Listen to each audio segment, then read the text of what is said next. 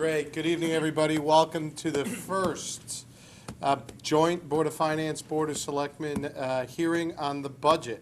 We're going to hear from the first selectman tonight, and then we're going to review our non-recurring capital requests from both the town side and the Board of Education side tonight.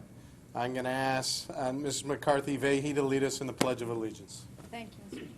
I pledge allegiance to the flag of the United States of America and to the republic for which it stands, one nation, under God, indivisible, with liberty and justice for all. All right. I do not think so. All right, good evening, everyone. Tonight, the state of play for our budget hearing is we're first going to hear from the first selectman on a summary budget presentation. This is the operating budget that'll be presented before us in a series of hearings throughout the month of March. We do not have the detailed budget books this evening. They are in process. They are being printed and it'll be distributed, I'm told, on the town website later this week. Board members, we should receive hard copies of this budget book sometime next week, Mike? Sometime next week. So it'll be in advance of our detailed budget deliberations. Secondly, and this is a change this year, we've addressed the budget process, and we wanted to get the so-called non-recurring or capital expense items earlier in the year, vote on them, and we'll be voting on them in a couple of weeks, I believe, or in a week, and then pass them along to the RTM so they can be considered prior to the operating budget, which will be done later in March, in the April timeframe. So that's the town and the Board of Education short-term projects non-recurring capital presentation. We have received a bunch of documents in advance of this meeting. Thank you for that. Thanks to the administration. Thank you to the Board of Education for that, and the first selectman. So with this, I'll turn it over to Mr. Tetro for his presentation and remarks. Okay. Actually, Yeah, you might as well. Thanks, Mike.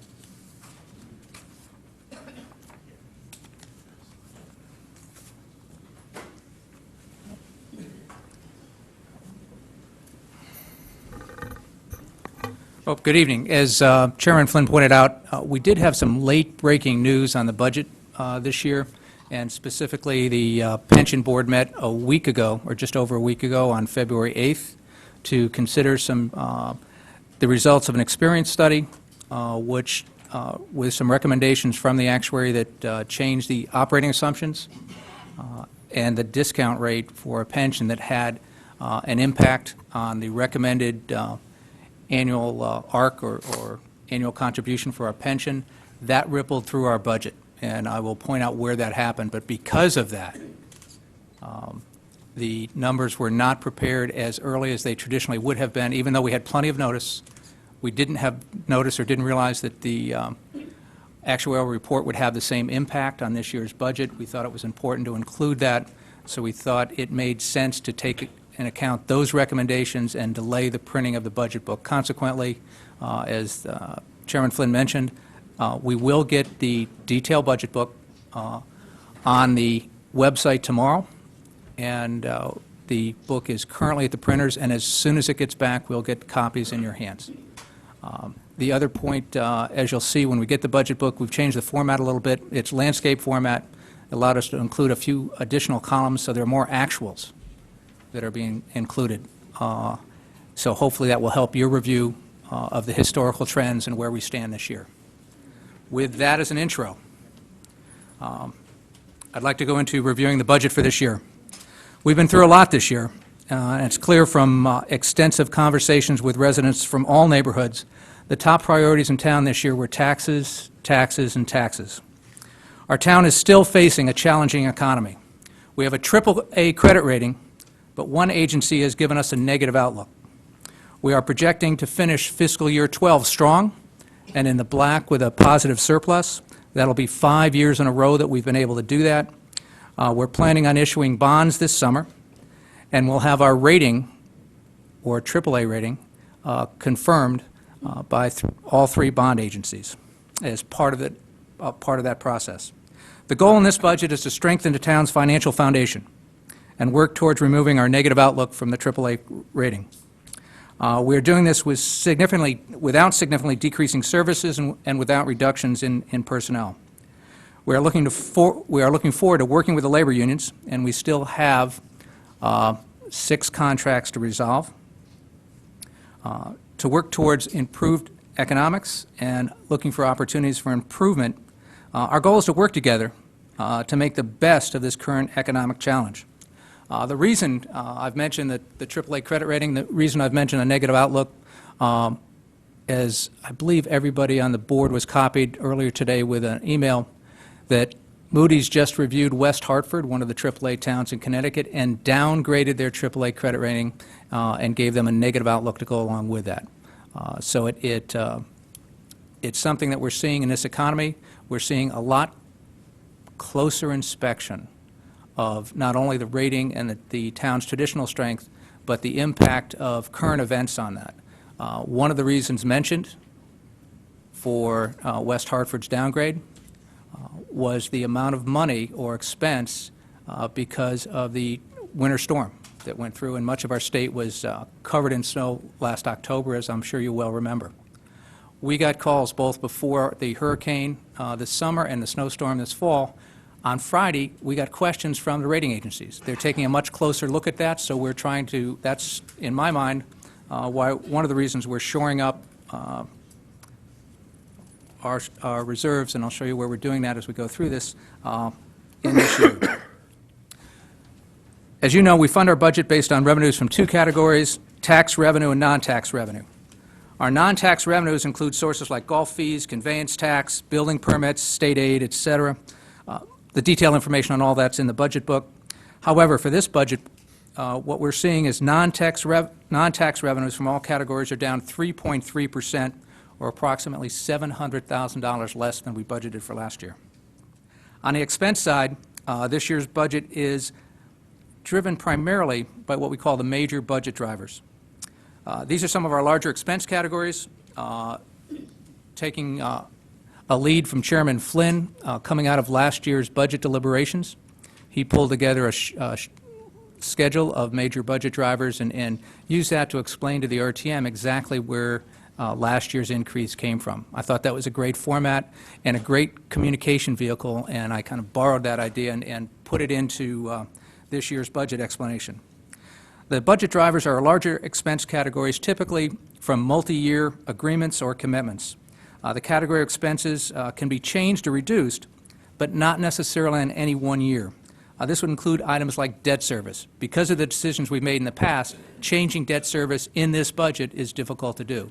Certainly with our capital planning workshop, the use of our tools like the waterfall chart to realize what we're obligating ourselves to long term, we can affect those changes over time and are. But in any one year, that can be difficult. Retiree medical insurance, workers' comp insurance would be 2 of the other categories like that. On the positive side, we've seen some good news in expense categories that we didn't necessarily expect. Health insurance was a positive force in this budget. Electricity, thanks to our purchasing department making some great buys and proactively looking for ways to keep our expenses down, as well as surprisingly pension contributions based on the review of the assumptions and our experience study.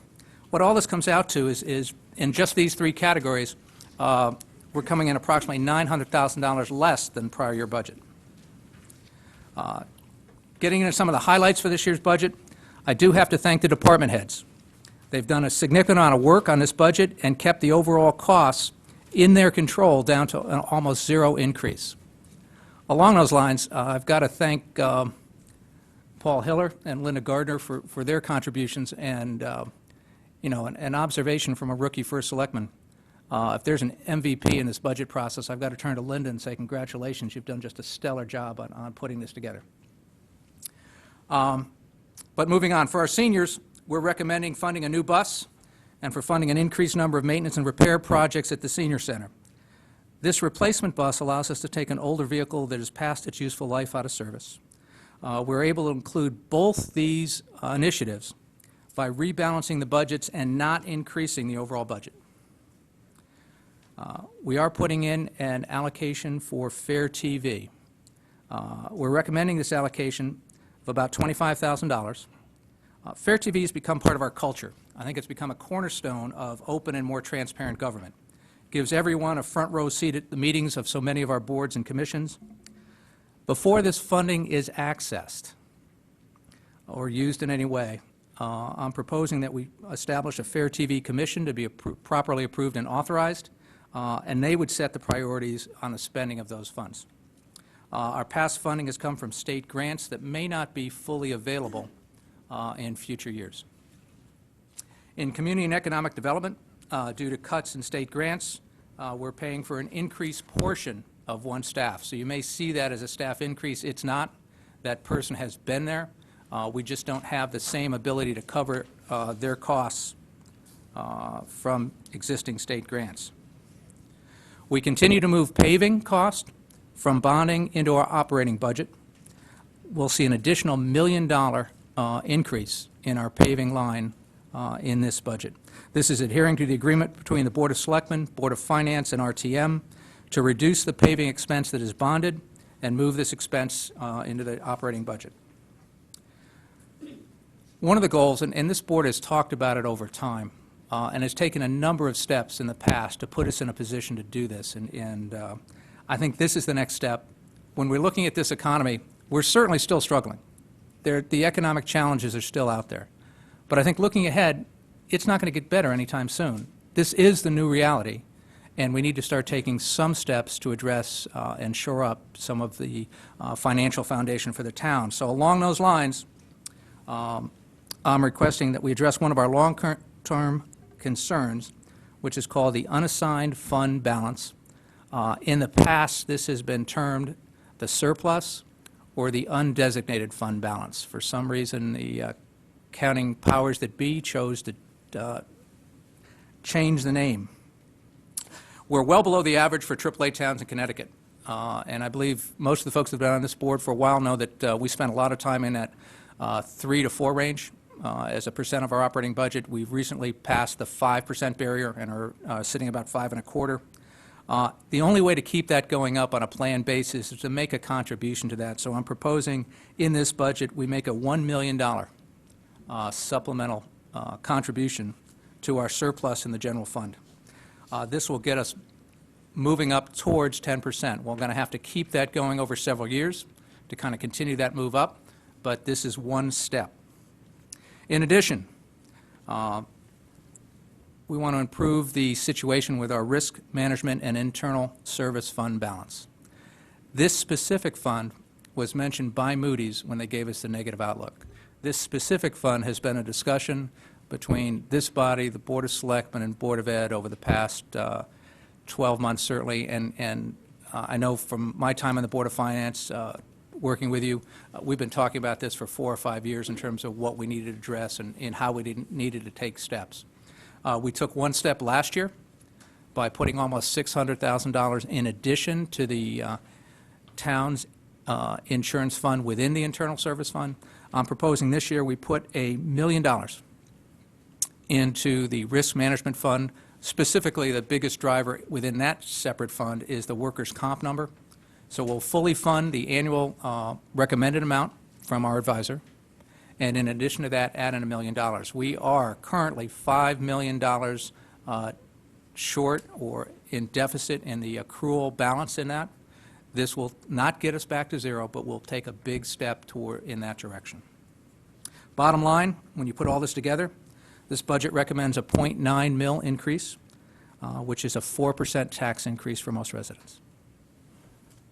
Let's take a look at the drivers that are really pushing this. There's a sheet, the next page, entitled Major Budget Drivers.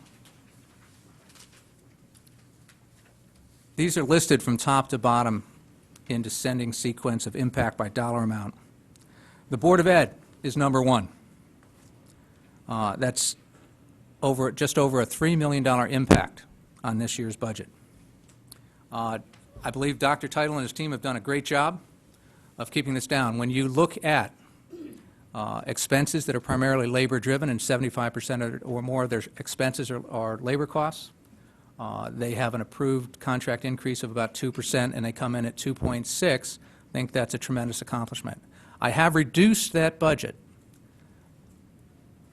down to an increase of 2.18%. When you look at that, we are basically taking advantage of lower pension contributions.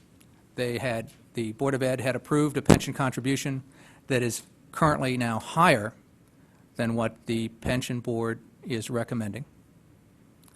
So I've reduced their budget by a comparable amount. So we're not impacting any of the educational expenses, any of the planned expenses on that side. Basically, we are experiencing a reduction in their required contribution, and we're just realizing that here.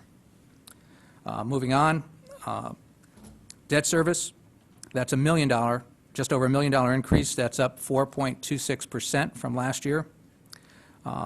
We did include in this, this number is actually a slightly smaller increase than anticipated.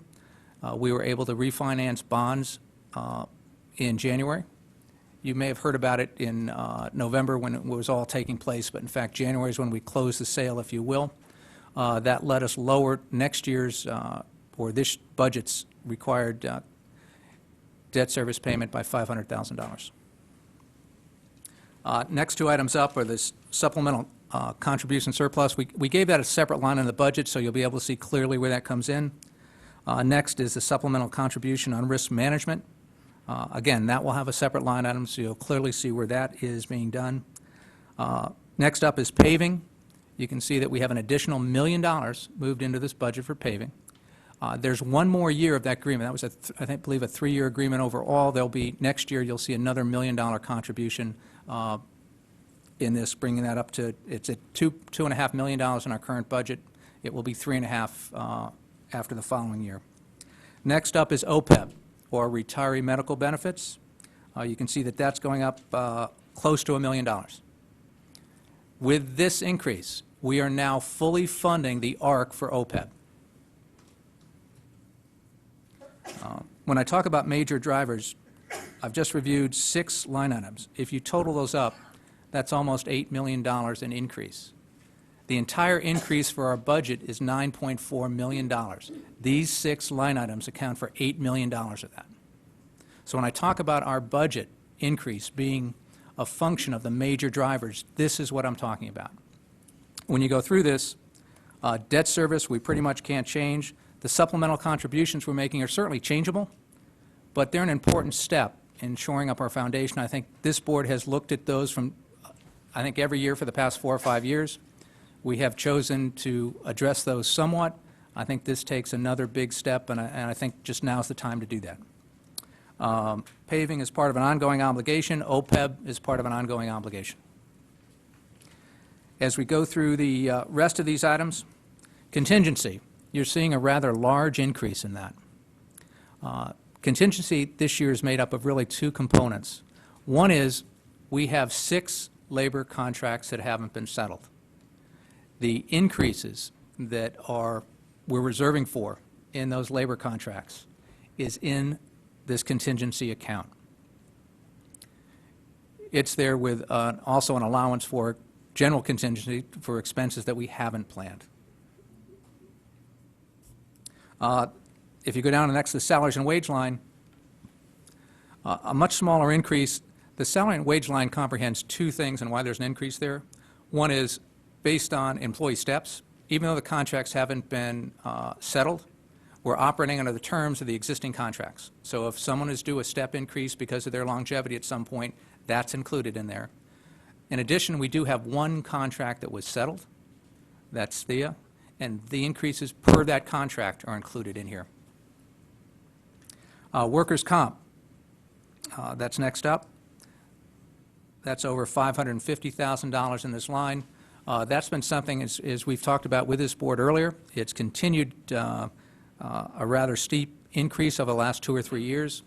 We have met 3 times with PMA, who is our workers' comp advisor. We have met both on the town side and with Board of Ed, because the workers' comp is one of those line items that, as much as it appears in the town side budget, it funds workers' comp for both Board of Ed employees, and town employees. We are putting programs in place to make sure we get, doing everything we can to minimize the growth in that area, doing everything we can in terms of employee training, and you'll see an increase in the human resources budget for training classes in that area. Unemployment compensation, a rather significant increase, and that, when you're looking at the, and I believe you may have noticed that during our quarterly review recently, there was a significant increase in the current year, as well as we're projecting that out next year. This comes under the heading of no free lunch. We reduced the Board of Ed budget a year ago. In order to effect those changes, a number of folks were laid off. When we lay them off, we have unemployment costs. Again, this is another line item where the unemployment costs included here are both for the town side and the Board of Ed side. Because unemployment benefit has been extended and now extends for 99 weeks, what we did a year ago will be impacting us next year also. All other, up $37,000 or 0.15%. This is all the other costs that are assumed in the department budgets. We have a nice, big, thick book, but it's really the top 6 to 8 lines here that control the entire increase. And this line, I think, speaks to how well the department heads have gone back and looked at what they can do and how to keep things in line. So this board is clear. I did suggest to the department heads that if there was something they wanted to add into the budget, because we took a pretty hard line in terms of no or minimal increases, that they could come during their presentations to this board and the Board of Selectmen and identify what it is, explain what the value is, and do their best to justify that, and it was within the power of the Board of Selectmen and this board to add that back into the budget. All right, so rather than giving you a budget where we kind of put everything in and waited to see what you cut out, we kind of gave you a budget that was a floor and said, look, if there's something we want to add in, let's add it in and let's justify that one at a time. We hope that creates a better venue or perspective for looking at the budget. Health insurance, surprisingly, down $100,000 or 1%. We are doing this with advice from Aon and using our advisors' recommendations in terms of what we're doing here, and we'll explain that in more detail when we get there. But we are doing nothing but taking their recommendations and playing them out in this budget. Electricity. Our purchasing department did a stellar job in making some advanced buys, and we are projecting that cost to be down. And pension on town and fire, again, as I mentioned, the pension board did an experience study. Based on that study, they were able to recommend lowering our discount rate and approve that, as well as changing the assumptions. And there are a number of assumptions that go into this besides discount rate, but let me just take one example and kind of step through what happened. And it has to do with retirement age. No surprise, I think we've all heard it, that people in this economy are working longer. Because they're working longer, in essence, the amount of time they're spending retired is less. So our pension has to cover fewer years. All right, so that's in fact lowered our liability and allowed us to make the adjustments we did and achieve a cost savings, which was certainly surprising and up until a couple weeks ago wasn't expected. All of that together, if you total it up, is our $9.4 million increase. You can see that that's a budget increase of approximately 3.16%. There's a pie chart after, and there's some explanation of what the major drivers are. But that is really the what I'd like to do in terms of our kickoff or intro to the budget. Again, I do apologize for the late-breaking changes that kept us from having the budget book itself here for your review, and we'll get it to you as soon as we can. Thank you. Any comments from board members on this item at this point? Great. Any comments from the public on this item at this point? We don't have the details, and we'll be discussing this over the next month. Seeing none, a couple of comments. First of all, I'd like to thank the First Selectman for putting together the presentation. I'd like to recognize the hard work done by Mr. Hiller and Ms. Gardner, as well as the Education Administration and the Board of Education in preparing this for our review over the next month. So thank you for that. I also want to acknowledge, I know there's some citizens in the back that have made a placard specifically talking about the impact on their taxes relative to the assessment. And just as a programming note, next Tuesday, February 28th, we will be discussing the revenue for the town, and I'm sure there'll be a discussion there about taxes, tax rates, some feelings towards the assessments and what have you. So that would be a night where that type of discussion will take place. We won't specifically address the actual assessment process.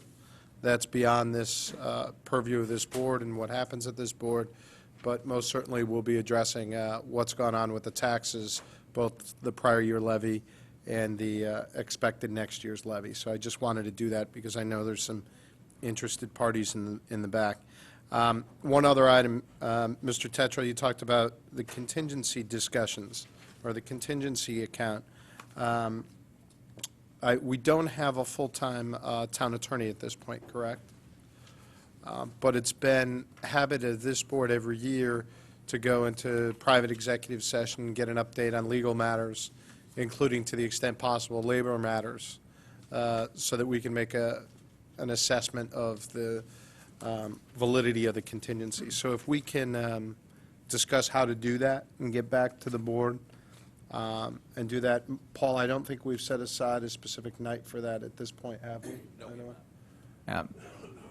We haven't set a specific night aside for that, but touching on the fact that you just made, Yeah. I will be making requests that both boards go into private executive session on the 28th to discuss litigation, tax litigation that is pending. I think that's fine with us if we can, can you arrange for that? And maybe Yeah, we'll Mr. do that later in the night? Yeah, Mr. Flynn, we're prepared to do that whenever, at the convenience of the board. would And like that. lawyers, will have legal counsel present for that? We'll have legal counsel if we need to, but I think from a financial standpoint, we can explain how that happens. So I don't, Okay. Let's take that offline, and we'll communicate that back to the board and the public, but I think it's, particularly given the relative size of the contingency and the growth there, that we do that. And that's all the items I have. Does anybody else have any comments on this? One last thing, Jerry, I see that they're looking for $25,000 for Fair TV. Yes. Yes. I think, if I were to look 25 pounds lighter in Fair TV. Costs a lot more than $25,000. Give me more hair. And more hair for Mr. Bolito. That's all. Appreciate that. I was going to say, I was going to say in dollars per pound, that's an interesting concept. I know, exactly. I could have gone further, but I wasn't trying to be greedy. All right, next item. Thank you, Mr. First Selectman. All right, item number 4. The Town and Board of Education short-term projects and non-recurring capital presentation. To be clear, we're going to hear these items tonight. We are not going to vote on these items tonight. These items will be voted on next week in our February 28th meeting. We will also have public comment on these items. I know there's a number of people that showed up for public comment. A couple of notes. In our package related to, specifically to the town side, we received documents just yesterday for 2 projects that were, just as an FYI or a heads up, and I notified the board earlier today. Those 2 projects were the roof at the Fairfield Woods Middle School, as well as our library. Sorry, thank you very much, the library. And then also the windows at Ludlow High School, and a study to be done there. The documents were just received, as the First Selectman pointed out. It's kind of late-breaking news. These items are not part of the bonding resolution that's presently before us, nor have they been heard directly by the Board of Selectmen as of yet, correct? That discussion hasn't taken place yet. Yeah, specifically on the, actually, none of the non-recurring items have been heard by the Board of Selectmen yet. That's what we're doing here. The items on the windows, and that piece literally just came in yesterday. I haven't had a chance to fully review them. I think they were distributed out to everybody. But we wanted to, in both that and in the Fairfield Woods roof thing, we'll talk more when we both come up to that, but we wanted to make sure this board was aware of those projects as you're deliberating. Thank you. So my intent is to not deliberate those two items, but that those two items are a heads up that while we're considering the rest of the items that are included in the bonding resolution, we should know that those are on the docket moving forward for consideration. Okay? So I just point that out so that we don't get mired down.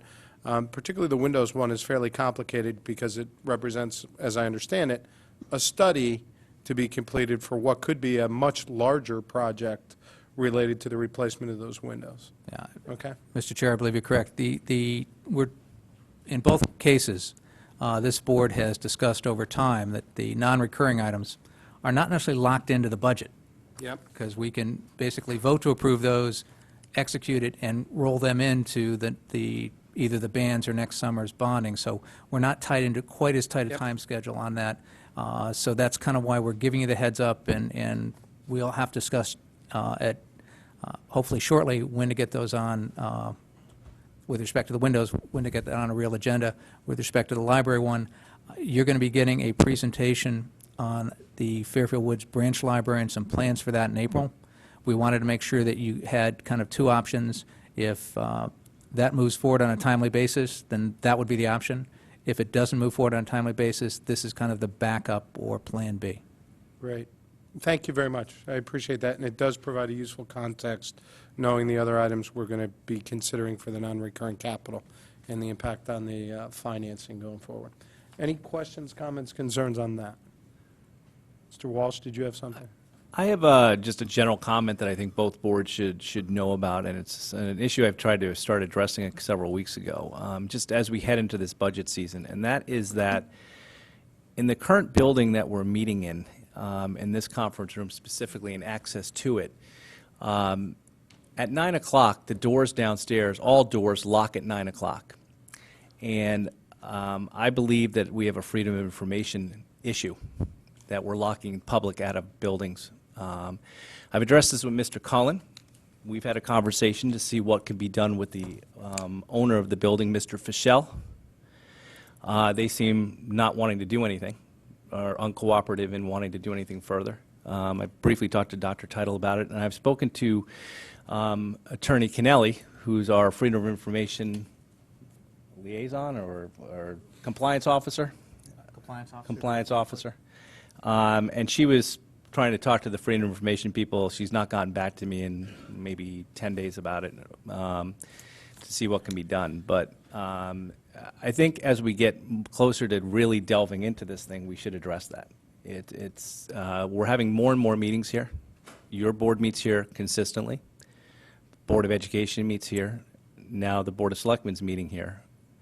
The RTM's about to start meeting here every month, and we're locking the public out, which I think is a complete violation of the Freedom of Information Act. We own this place as a condominium, and I think the landlord needs to give us access to that, and I would hope something can be done. But Ms. Kennelly was going to read the documents for the condominium to see what our rights were for access. I wanted to bring it to everybody's attention just in case we start getting complaints again. If Collins says there has been numerous complaints to himself about the same issue. They put a telephone number downstairs to get the janitor to come down if it's kind of a hard to see little thing, but it requires you to have a cell phone. And while most people do, there's possibly somebody does not and would be locked out of this meeting.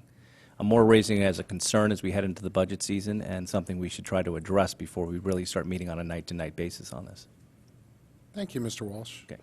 Mr. Tetro, Mr. Hiller, can you follow up with Mr. Cullen, or is this already in process? Mr. Walsh, you said you've already raised I it. talked to Ms. Kennelly. She was going to look into it. I think Mr. Collins gone as far as he can with the landlord. They've said they're not going to do anything about it. The doors lock at 9 o'clock, and they're not going to do anything about it. I think legally we have a right to look into our access to this condominium that we're currently sitting in, and our right to be able to get access to it at all points in time. Okay. Yeah, this is the first time it's been brought to my attention, but we'll certainly look into it further, and to Mr. Walsh's point, certainly review the contract to see what our options are. Okay. Thank you. Any other questions, comments, concerns? All right, at this point, why don't we go to the Board of Education and ask them to step forward and walk us through their requests for non-recurring capital, and then we'll go to the town side, if that's okay. Mr. White, I'm sorry to keep you here later this evening. I hope you understand. Thank you. Dr. Teitel, Ms. Iacono, Mr. Cullen, welcome. Hi, everybody. Good evening. So you have the first ever Board of Education proposed capital improvement projects booklet for this year. And we've had some ongoing discussions based on last year's experience about how to improve the process for approving these projects. This came up in the Capital Planning Summit in September. It came up last year as we went through the process. There's a small sort of working group on this. Mr. Brown's been involved in, and we're really looking at sort of probably the year after this for implementing a completely different way to do it. So in the short term, what we decided to do this year was to try to anticipate the kinds of questions that the boards asked us as we went through this last year. It was my first time through it last year. In the past, there's just been sort of a couple sentences about the project in the back of the operating budget, and then lots of questions, more requests for information. So we took a look at the kinds of questions we've been getting, the concerns that were raised, and tried to put that into a booklet format along with some pictures to explain what we have here. So that's the origin of this. So we're trying to give you more information up front about each of these projects. And so for each of these projects, what you'll have is, it's kind of like the 14 points, but it's sort of a combination of the 14 points and another document that the First Selectman shared with me that he had used. And we sort of took the pieces of those that applied to Board of Ed and tried to answer as succinctly as possible the justification for each project. And then as detailed a breakdown as we have for the costs associated with each project, because that often came up, and some pictures to try to illustrate the issue. So that's what's in there for each of the projects. They come to the allocation in the board's allocation of $2 million. I should point out that 2.5 of these are reruns of prior projects. The issues that gave rise to the request for these projects last year didn't go away. So the Dwight boilers are back. They didn't get any younger. We did successfully renovate half of the Jennings bathrooms, but now that we've seen what the new ones look like, we really know we want to replace all of them. And the Tomlinson facade and cornice work project. Again, that didn't get any better in the last 6 months. And then the rest are new. So that's sort of the big picture. So I think rather than go through every project, given that you have the document, maybe we'll just open it up to questions at this point in whatever order you want to take them, Mr. Flynn. Thank you. Let's take them in order. Are there any questions on the Dwight Elementary School boiler? Mr. Bachfeld. Thank you so much. Greetings. 2012. Here we go. Batter up. Yeah. Batter up, here we go. Just I'm the first contestant on Budget Yes, Jeopardy, yeah. right, okay. Take the Dwight boiler for 100. Okay, I was going to go for 200. okay, Yeah. go right ahead. 294, in fact. 294. The obvious question, the easy thing here is that we went through this last year on these, right? So the only obvious question I have here, unless I'm missing it in the description, and I don't think I am, is one of the obvious questions you ask when you're replacing a home boiler, for example, or an air conditioning unit or whatever, would be the energy costs in dollars and cents. In other words, you allude to the fact that a newer system should be more efficient, but I would hope that you've done some sort of numbers showing the oil you use now and the oil we'd use later.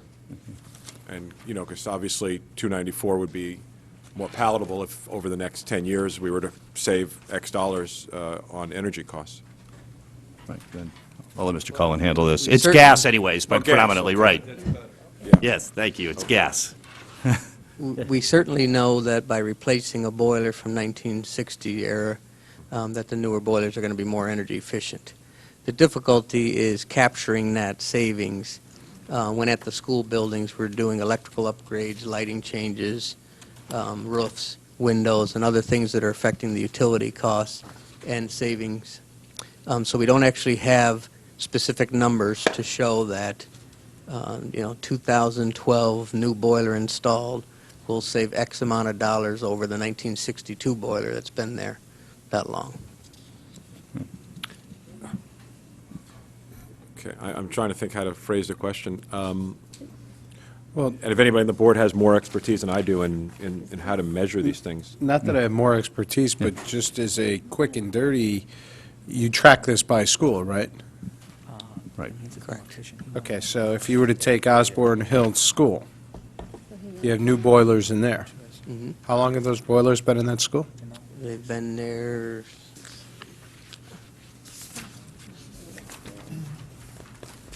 That's in here.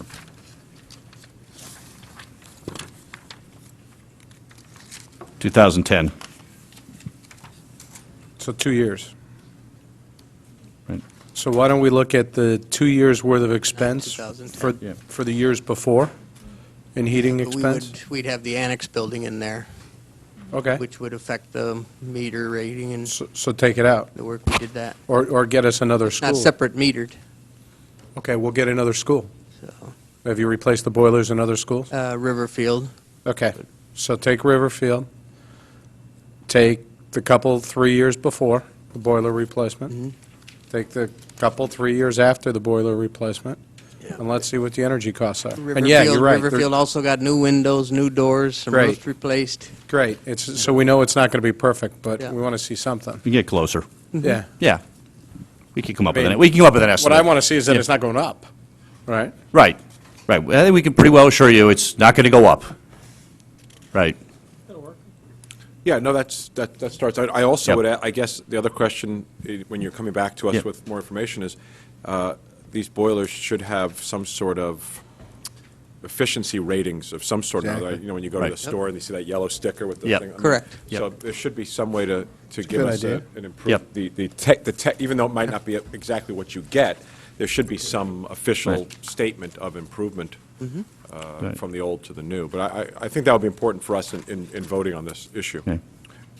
And I think you've also, you do have the specs about 85% efficient on gas and 88% efficient on oil for the particular model. But we'd have to compare that to the existing, right? Yeah. And then see what the delta is and look at the Make an total energy educated cost guess, and right. go from there. That's doable. Anything else, Mr. Buckle? No, thank you. Sure. Anybody else on this side? Mr. Brown? Thank you, Mr. Chairman. 1962 boiler, so it's the JFK boiler. Do we have any, like Harry S. Truman boilers, or is this the oldest boiler? They are the oldest right now. We've been replacing the ones from the 50s. We started with 1954, 57, 59, these are 62. So this is the oldest, so that's a good Right thing. now they are. Okay, so now, just what's the cost of the boiler? You know? The breakdown's on page 2. But we did not break out the actual cost of just purchasing the Right. boiler. Do you have any, I'm just curious, do you have any idea? No, I don't offhand. But the removal of the asbestos, do you Yeah, recall? that's here. Yep, Well, it's more that's, than $24,000, isn't it, or is that it? that's the number. 24,358 is the asbestos removal. Okay, Now, that would include the boiler, would include some piping and insulation around it. But okay, that's all. Thank you. All right, any other questions on this? We'll go to Mr. Stone. The boilers that we're replacing are oil burners, or, they're oil and gas, they're dual and fuel. these are just going to be gas, right? No, I think we're Cool. going to do what what we just did at Stratfield. Stratfield Building Committee, after studying it with the architect and central office, decided to do one gas-only burning boiler and one dual-fuel burning boiler. So we're still having oil tank, obviously? Yes, we have to, Yeah. at all sites. If you remember, when we went through the Holland Hill replacement issue, what we're doing is, and it's later because we've got the oil tank project here, is we're replacing with a sort of a day tank, for lack of a better term, as opposed to a 10,000 or 20,000 underground. And the main purpose of that, at that point, then is basically for emergency service in the event the gas line gets cut. And so that's the advantage of having the oil capability. Something's doing work, cuts the gas line, service is out for a day or two, you can switch over to the oil, run it off of the small tank until they get the gas back up. What's the difference in the cost between a straight gas-burning one and the dual one? Is there a big difference? I don't have that with me. Could we get that? Sure. Thanks. Okay. And if we do just straight gas, then we don't have to put an oil tank in there, obviously. Yeah, Right. I'm going to highly not recommend we do that. I wouldn't want to do an educational facility that's burning only one type of fuel, and anything happens to that fuel, the school gets shut down until there's a repair made or another option. Question? Well, Mr. Stone, just to get to your point, I mean, we looked at this in the Board of Selectmen. It was just Sherry and I on the Board of Selectmen at that point in time, and we went actually over to Holland Hill to take a look at it, and we looked at all sorts of tanks and things like that, and these day tanks seem to be the best. The administration seems to think that there's a possibility of a gas line getting cut in a certain area, or in a neighborhood or something that would stop gas from possibly getting there. From all reported numbers we had received, it looks like gas is going to be cheaper than oil for at least the next 15 years. Okay, so those are the estimates that we were getting at the time. So the thought was that the cost of doing a day tank seemed to be the most cost-efficient way to protect against the eventuality of one of these schools being offline. I mean, it'd be a big enough day tank where they'd be able to run they'd almost have to come out once a day to fill the tank up. But it would give us the ability to be able to switch over to another energy source in case there was this eventuality of a gas line cut or the gas being out and for a certain reason. From what I understood at the time we were looking at it, the numbers we were being presented, the cost of the burner is not all that much, the dual fuel burner. But it would basically be a switch that they would switch on if that eventuality ever happened. At some point, they do have to burn down the oil because if it sits there long enough, like once a year, they will turn on the oil burner to burn down that oil to have it filled up again. Yeah, So- I remember that discussion, but through you, Mr. Chairman, could I still get a Absolutely. price? Yeah, The difference, we'll look yeah. into what the differential would be in terms of, your question is the difference between if we bought gas only versus a dual fuel. Okay. Great. Any other questions, comments on this item? I have one, then. When would this work get done? This work could get done this summer. So it would be this summer, so any efficiency we got would be realized during the next school year? Right, Correct. next heating season. Yeah. Correct. Okay. Okay. Dr. Title, just so that maybe we don't have to come back with Mr. Stone, it might be good to get the cost of that day tank, just so that we can have an apples-to-apples comparison of what the total cost is of doing it as well. Okay. Okay. Thank you very much on that. Any other questions, comments on this item? Okay, I'm going to hold off on the school side, just for public comment. I'm going to have people come up at the end and talk, and be able to make their comments on the school side, the public, okay, on each of the items. So we can just go through this, if we wouldn't mind. Next is the Jennings bathrooms. This is another repeat, correct? Half. Partial repeat. Partial repeat. Right. So you may recall that our estimate for the full project was $250,000 last year. Yep. And as it went through, $125,000 was approved. When we went out to bid, since you really don't want to renovate like 4/5 of a bathroom, we, out of the board's maintenance project, kicked in an extra, I think, about $6,000 to It's a little finish. more than that. Yeah, a little more than Yeah, that. page 7 shows the Right. breakdown, what we Yeah, did. 138, so a little more, 13,000. So essentially, we got about slightly more than half the job done, so pretty close to what we had estimated. it would be. So this really finishes the project, and I think, looking at the pictures, you can sort of see the difference.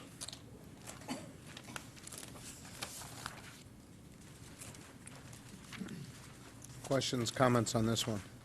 Mrs. McCarthy-Vehy. Thank you, Mr. Chairman. Just to clarify, when you say this finishes the project, does that mean every bathroom facility in that school will then have been updated and renovated, meaning every toilet that's used, whether gang? No. It wouldn't be the kindergarten bathrooms that are in the classrooms. There's probably a small staff bathroom near the nurse and main office, so it wouldn't be those.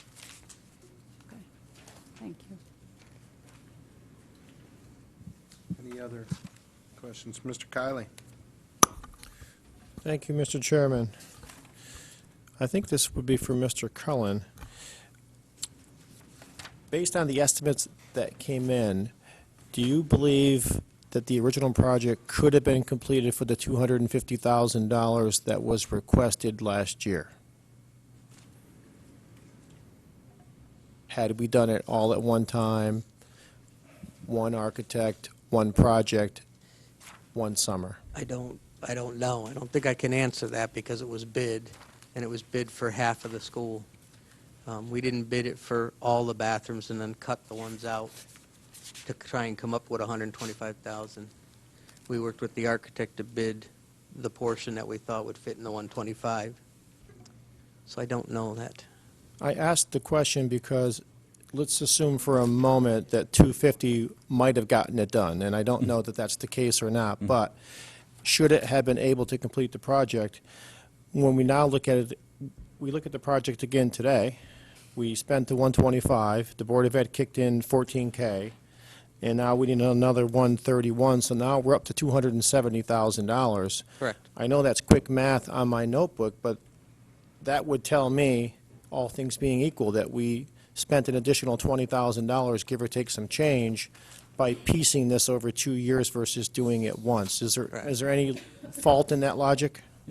There is, and I understand where you're going with it, but we've done bathroom projects in other schools, and we've provided that information to you, and they've ranged from $217,000 to $269,000, so. Right. There's definitely an efficiency to doing it all at once. Right, I mean, Right, there's just no question about it. I mean, it's just going to be less money in addition to whatever increases in materials and so forth, because you're going to get a contractor, they're going to have to ramp up and come in, and so there's some fixed costs associated with that. But we would have been very close on the 250. We still might have to kick in a few bucks, but I think overall, we can assume that a project like this done in 1 year would cost you less than the same project split over 2 years. Right. Exactly what that delta would be, it's hard to say, but your math is probably in the ballpark. understood. And my comments aren't to question what you did. My comments Right, I are to understand, Dan. question the arbitrary cutting of a budget item by 50% with really lack of data, lack of a reason, and lack of vision for doing it. And I think in the long run, it's going to cost the town more money, and I think it's a practice that we should get away from. Thank you. Okay. Other questions, comments on this item? Mr. Walsh? I agree with Mr. Kiley, but I guess I got a couple questions in regard to the bathrooms themselves. Is there any problems with the plumbing in here? Do we have any, like, leaking plumbings, leaking pipes in the walls, or is this more aesthetically, you're looking to replace the fixtures, the tile work to bring it up to date for time purposes aesthetically? The question is, are there problems with the plumbing and the plumbing lines and things like that? Yes. There are. Is there maintenance work that's had to be done during the year to keep what's currently old stuff that was not repaired working and operational? Yes. Okay. So part of the request then is not just for the aesthetics, it's to replace Correct. It's the for the stuff infrastructure you of the don't see bathroom. behind the walls. Yes, okay, okay, okay. And just as a general comment on the entire book, I'd just like to compliment the administration. This is night and day as regards to a complete presentation, and I think the photos really help without having to go out there and see what you're talking about. So I will provide a general compliment in regards to this whole process, and, because it's just, it's amazing the work you guys did on this, but it just is, puts everything more concise, gets you to see a flavor of what you're exactly talking about, so, thank you. But I agree with Mr. Kiley. I think that when we do a project like this, that we should just do the project, choose a project like this and just do it. We kick it down the path, maybe this year it's 1 year down the road to do the other half of it, pay the inflationary costs on top of it. And there's got to be some efficiencies built into the system if you're having plumbers and tile people and all there at the same time, as opposed to having them come back and now get them reset up with all their equipment. So, plus I think the larger the size of the job, the better bid you're going to get to begin with. So, for those reasons, I can highly concur with your remarks. Thank you. Any other questions, comments? Ms. McCarthy-Vey? Thank you. Yes, I concur with Mr. Walsh, and it seems the teachers got involved with all the different modes of learning and learning styles, so the visuals are wonderful. Just, We appreciate the educational comment. Reference. yes. The other elementary schools, where do we stand in terms of student bathroom renovations for our other elementary schools?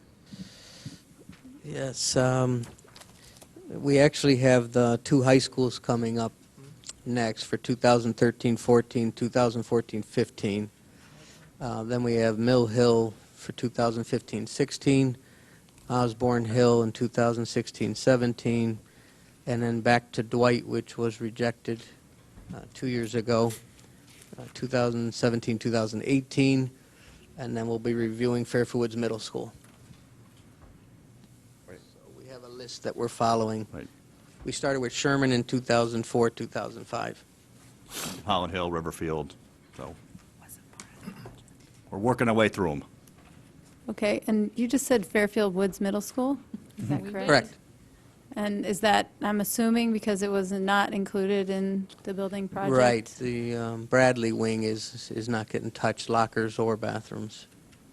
Okay, The new addition certainly got new bathrooms, but some of the existing conditions are left as is. thank you. Questions, comments from other board members? Briefly from me. So, last year, I think, when the RTM took its action to cut this in half, I think the expressed concern was the total cost, right? It was, why does it cost so much, right? Right. To do this? Now, I'm not, I don't know. okay, well, I thought that's what was stated, wasn't it, at the time? I can remember some of the conversation being that they didn't think that the toilets were so bad, but the sinks were falling off the walls. Yeah. And if we I give know you the sinks some were money, falling can we fix the sinks? And, that the other stuff was dated, but Right. you'd have to refer to the minutes, but that's my recollection of the conversation. Just the quick math, so you did 4 bathrooms this past year, and I rounded up to 140,000, so it comes out to like $35,000 a bathroom, right?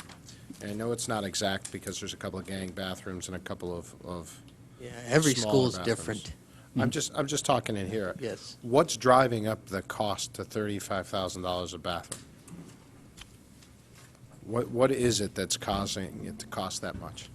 Probably the plumbing behind the walls. Labor and escalation that we try and build in when the projects don't get done in the year we request it. So we certainly would put an escalation in there. Contractor came back and looked at it based on stuff he found behind the walls. I mean, he actually showed us piping that was crumbling in his hand. So, okay, that's not really answering my question too much. Is it because they're going into concrete walls and replacing crumbling pipe? Is it because the fixtures are so much more expensive? Is it because we're using the tiles on the wall? I mean, what's driving up the cost is what I don't understand. I can't answer it. Well, You when can't you say, answer it? Tom, looking at the work, though, there were 4 bathrooms done this year, and there's 4 for next year. Well, different sizes. I'm not Right. necessarily comparing year over year. I'm Okay. just trying to get a handle on, it's $35,000 a bathroom. So where's the majority of that cost going? Is the majority of that cost going to tile? Is the majority of the cost going to plumbing? Is the majority of the cost going to flooring? Is the majority of the cost going to making it ADA compliant? What is driving the cost to $35,000 a bathroom? That's what I'm asking. I'd have to take one of the bids and sit down with the contractor and break out the numbers that, the flooring, I mean, you're looking at 6, 7 subs that worked on the bathroom. So Right. you want to look at each sub and see why his cost is what it is and where Well- it sits in like a pie chart. I want to know that we're getting, that we're making prudent investment decisions and that we're spending the money, wisely within the project. And I'm not saying that we're not, but I would expect somebody to be able to know, hey, this is costing more because we had to go into the wall and replace all the piping that's crumbling versus this one, we're not having that issue, so it should cost a little bit less. Or, this one, we're doing the tiles, this one, we've decided not to for whatever reason, right? That's what I want to understand. Okay. We'll just have to break down the breakdown by category, and we can give you a rough idea of Yeah. which of those is, right.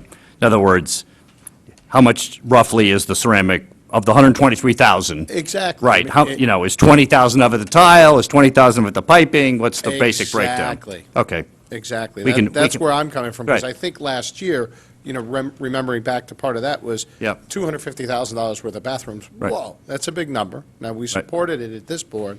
Right. But it's going to be the same question moving forward. It's Right. going to be, why does it cost so much?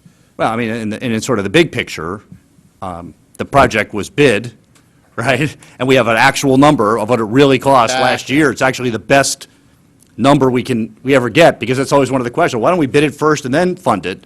In this case, we actually did. We bid it last year. So we know, I think, in So the, you can answer the question, Right. right? You can say, hey, it's plumbing. What are you going to do? You need pipes. right. And that's back to what Mr. Walsh was saying, that, you're replacing a lot of stuff behind the walls. It isn't all just about the, Exactly. right.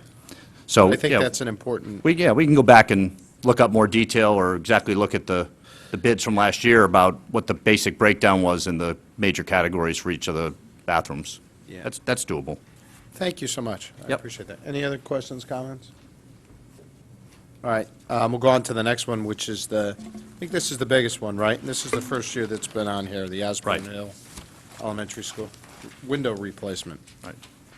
It's like a recurring theme here. Yes. Well, we have a lot of old windows in this school district. Yeah.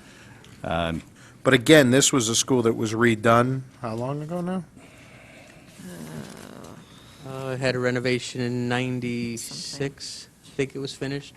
Okay, But so- they didn't do the roof, they didn't do the windows, they didn't do the doors, they didn't do the plumbing, they didn't do the code updates. I mean, they renovated it because there was an office space in there. So what? This is a recurring theme also. So what did they do? Right.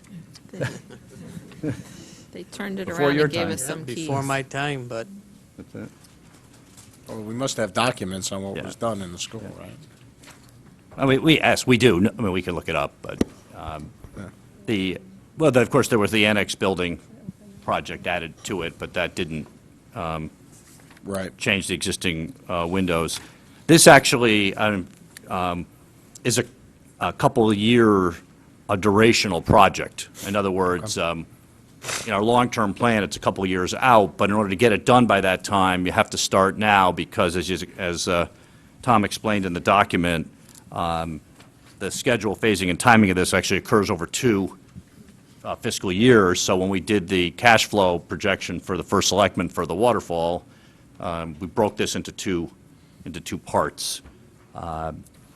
So that's why we were trying to get started on it now, because if we want to finish it in 13-14, we need to get the funding approval. There's such a lead time on this. And just so you know, the breakdown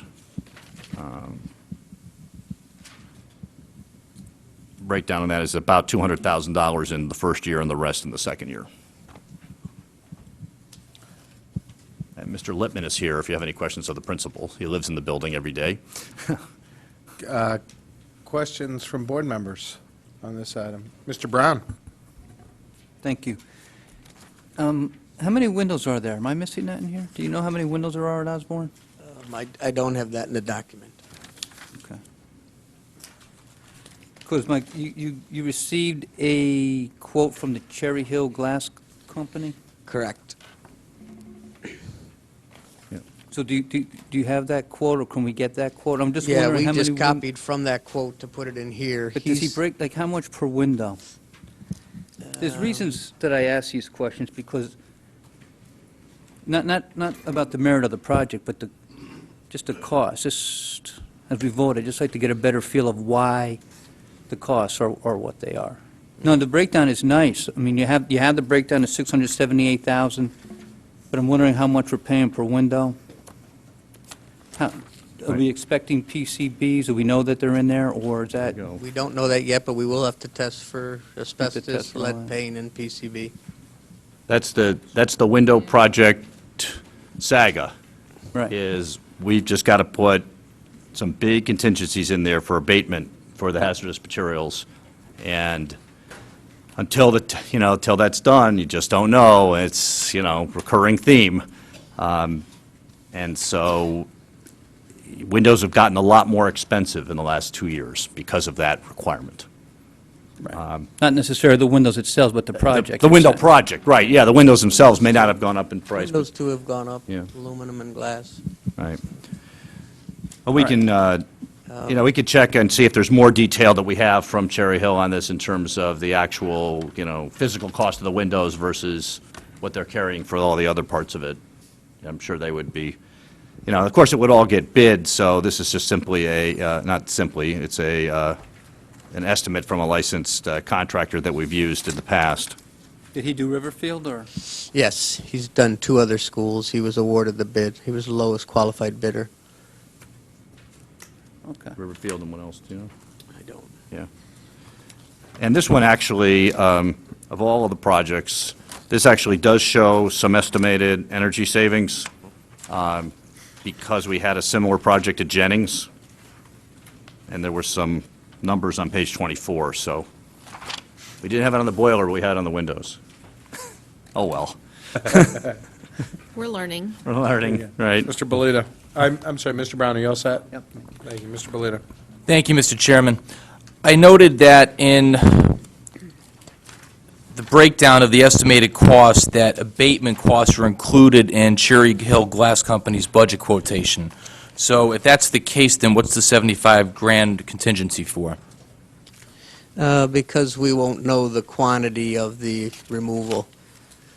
When they do the research on the asbestos abatement, it could be in the glazing, the sealant, or the caulking, the lead paint, interior, exterior, and then the PCB.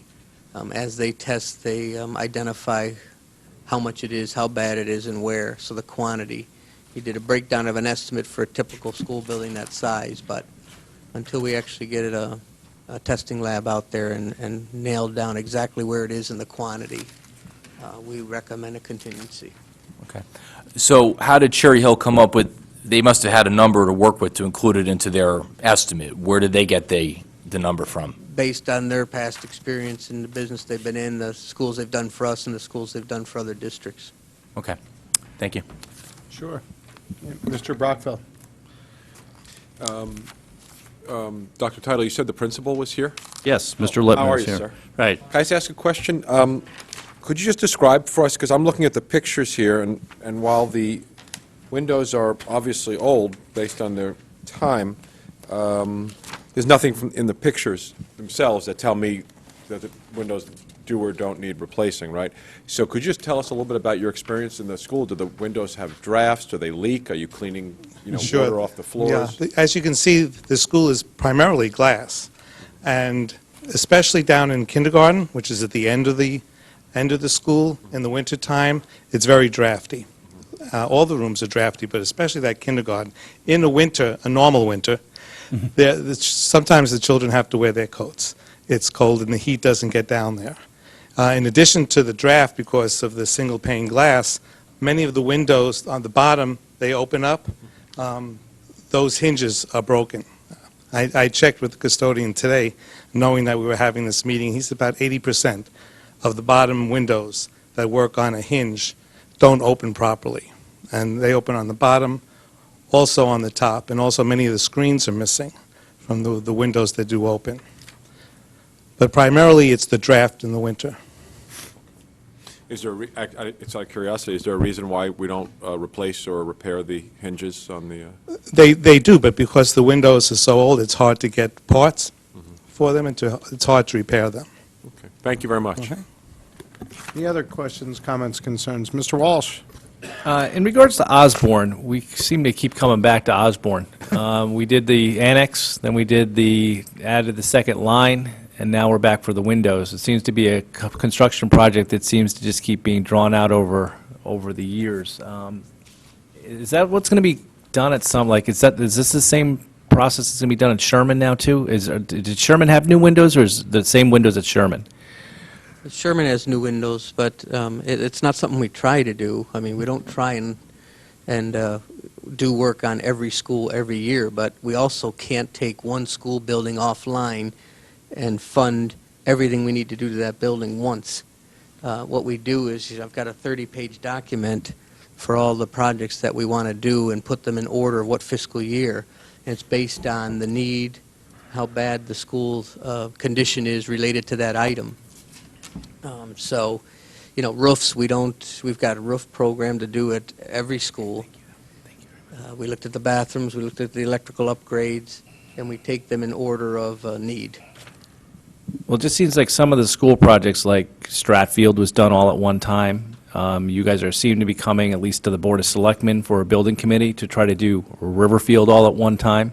That when we were up at Osborne, it seems like it would have been a good time to address all the stuff, like to address not only the annex to take care of the portables, but to address the second line, and then to also address the windows. I mean, just to do it all at one point in Then we time. got the bathrooms, we've got the mechanical means of fresh air, we've got roofs.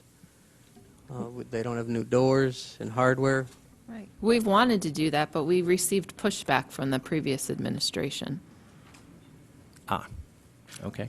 We're also, we're trying to fit this into kind of a big budget, a 5-year or 4-year allocation, so to speak.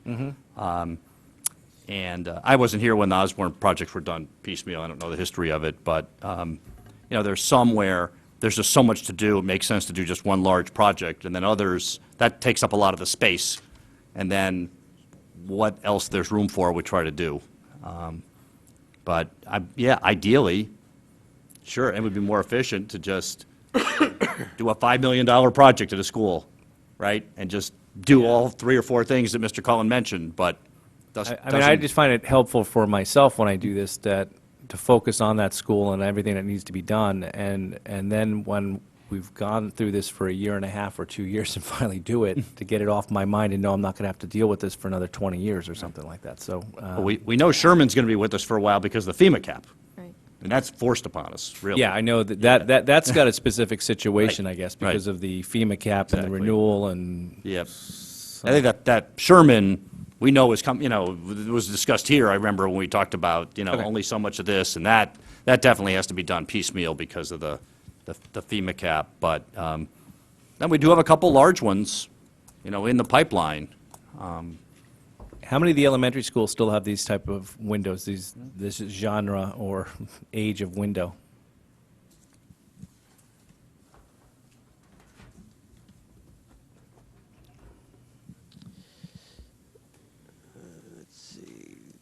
Late in 2018, we're listing Mill Hill, and then just to look at North Stratfields.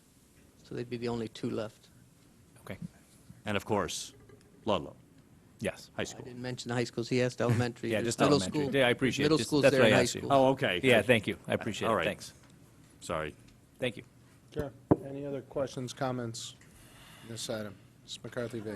I'm going to piggyback on that. I think Mr. Cullen said the roof, the windows, the doors and hardware, the plumbing, the code upgrades, the mechanical means of Fresh air. fresh air, all those things need to be addressed at Osborne. And we just talked a few minutes ago about the efficiencies of consolidating, and I recognize there's a reality as to how much we can spend at once, but I also share that concern. we're all for doing more.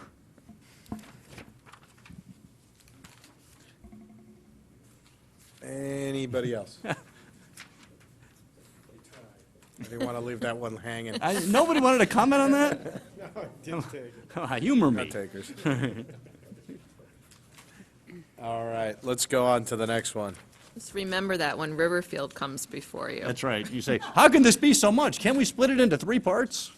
Yeah. Right? And we're going to go, okay. Yeah, Tomlinson, and this is a repeat item from Yes, last year. this is a repeat, and again, this made it all the way through the process to the RTM, and then it went around in circles for a while, and they finally took action on it, I think, in August. But as you can see here, it's dreadful, it needs to be done.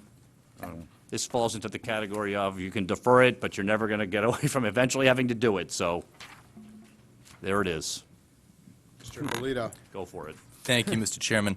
This is one where the cost just seems way high for the type of work that we're looking at. You're basically talking about replacing a set of metal double doors and molding. That shouldn't cost $250,000. I mean, I know enough about, construction projects to know that seems awfully high. You're replacing rotting wood with presumably PVC molding to, withstand the weather better. Why is this $250,000? Well, it's actually 6 sets of doors, an existing building. It's the fact that the building size is so large. There'll be scaffolding needed for the whole building to get up high and work around the areas. And you're dealing with some abatement. Now, when you say 6 sets of doors, because I'm looking at the pictures and I'm trying to remember having been at the school, where is it along the entire front facade of the building that we're talking about? No, it's actually the whole building, and it's actually 7 sets of exterior doors. Okay, so basically you're talking about every major ingress and egress into the building? Not really. No? It's addressing the front and the back. It's addressing the auditorium, which has 3 sets of double doors. Okay, And it's addressing the bus loop side. okay. So there's a bunch of metal doors that come out of the auditorium, go down into the cafeteria, and they're all rotting and rusting, and the double set that goes in that side stairwell. Still seems high, even given that many doors and molding issues. How much are you attributing to, again, we always have the lead paint and the asbestos and the abatement issues. I'm looking at the breakdown. You don't really have the lead paint broken out. You have replace the doors and hardware, replace the rotted wood, lead paint abatement and protection of ground and disposal of lead paint, all coming in at 202. I'd be curious to, again, know what the breakout is in terms of whether abatement is driving this or whether it's the labor and materials, because, again, if you're just talking about replacing molding and putting in new doors, that shouldn't be, even for that number of doors, it shouldn't be $250,000. It just seems awfully high to me. I think it's a good number. You do? I've walked with both contractors out there, and based on all the sanding and prep work they have to do on the old wood, and then replace any rotted wood with MyPon, which is a PVC product. So you're not replacing the molding in its entirety, you're basically spot replacing it with essentially Bondo? Correct. Okay. And then painting it again? All the doors, doors are expensive, hardware. Is there any reason you wouldn't look to doing a replacement with PVC? And obviously, you wouldn't do decorative moldings on some of the side and the back, but in the front you probably would. But I'm curious why you wouldn't go with PVC, which is basically maintenance-free, and you wouldn't have to worry about it once you put it up. I think the number would be more like $1.5 million. Even when you consider you have to strip the existing wood, you got to dispose of that paint as opposed to just popping the You moldings should off. visit Tomlinson Middle School. Yeah, And walk I've been around there. and look at how much wood is there, and Yeah. how much cornice work and facade work is around all the openings and the whole entire building. Yeah, it's a historic thing. It's just, if you Yeah, just look I at me, you gotcha. can, the doors, those big wooden doors to the auditorium are a classic. Yeah. And they're just really difficult to get at, and So what you're saying is that because it's historic, because of the type of It's molding that's there, it's not easily replicated Right. using modern materials. So that's why you're restoring it and saving it. Right. All right, fair enough. Well, I think we had this discussion last year about it, is, you can bid it a couple ways, Yeah. right? You could see which is the less expensive way to do it. You can ask for different options, and if replacing it with a PVC product turns out to be less money, then we could go that way. Keep Right. in mind, some of the portions are structural. So to Right. quote, removing all of it means they have to come in with structural shoring, to hold up some of the smaller roofs before they get the other structural members in and then cover it with the MyPon, the PVC product. Okay. Just for future reference, when we do the book next year, it would be helpful just to have an idea of like how many doors, because I mean, unless I'm just missing it, I don't see that. And No, It's on in there. page, It says I'm 7 probably just doors. missing it. I Yeah, apologize. no. Where- What page is that? I'm sorry. 25 at the I know I bottom. saw it. Yeah, page 25, at the last sentence. In the There was an alternate to just do the doors. 7 sets, okay. 7 sets of exterior doors. Right. Okay. But it's, It would also be helpful, like, to know where we put metal doors, wooden doors, restoring, replacing, just to get, it doesn't have to be every little last minutia, but just to kind of get a handle on, all right, Right. what's driving the cost, that would be helpful. All right, thanks very much. Yeah, thanks. So this was like a first try at this, and we want to overwhelm people. At the same time, we wanted to give people information. So this is good discussion to see what, next time around, I can already see some of the changes we can make to this I would hate to give everything in here, because then we'd have nothing to talk about. Thank you. Any other questions on this item? Yeah, Mr. Brown? Budget humor. Right. This project's been around a while. Do you have any estimates? Did you get any type of pricing on this? to know Yeah, that we it had, was- last year, we showed and shared with you 2 companies that walked the site. One was driven by the TFC, requesting them to come out, and Turner Construction member was on that commission and had a connection with a company. And the other company is Nozzle Industries, is the company we work with a lot, came out. And they met with Sal Morbido, Dave Fryer, and myself, walked the building. No. And they gave you an estimate? Yes. Do you remember what they were? I think one was in the 169,000 range, and one was the 202. Okay. Okay, thank you. Anybody else? I have one question on this one, and I'm going to test my own memory bank here. This building was renovated about 5 years ago. It was finished in 2007. Okay, so, hey, that's pretty good. Got the right answer.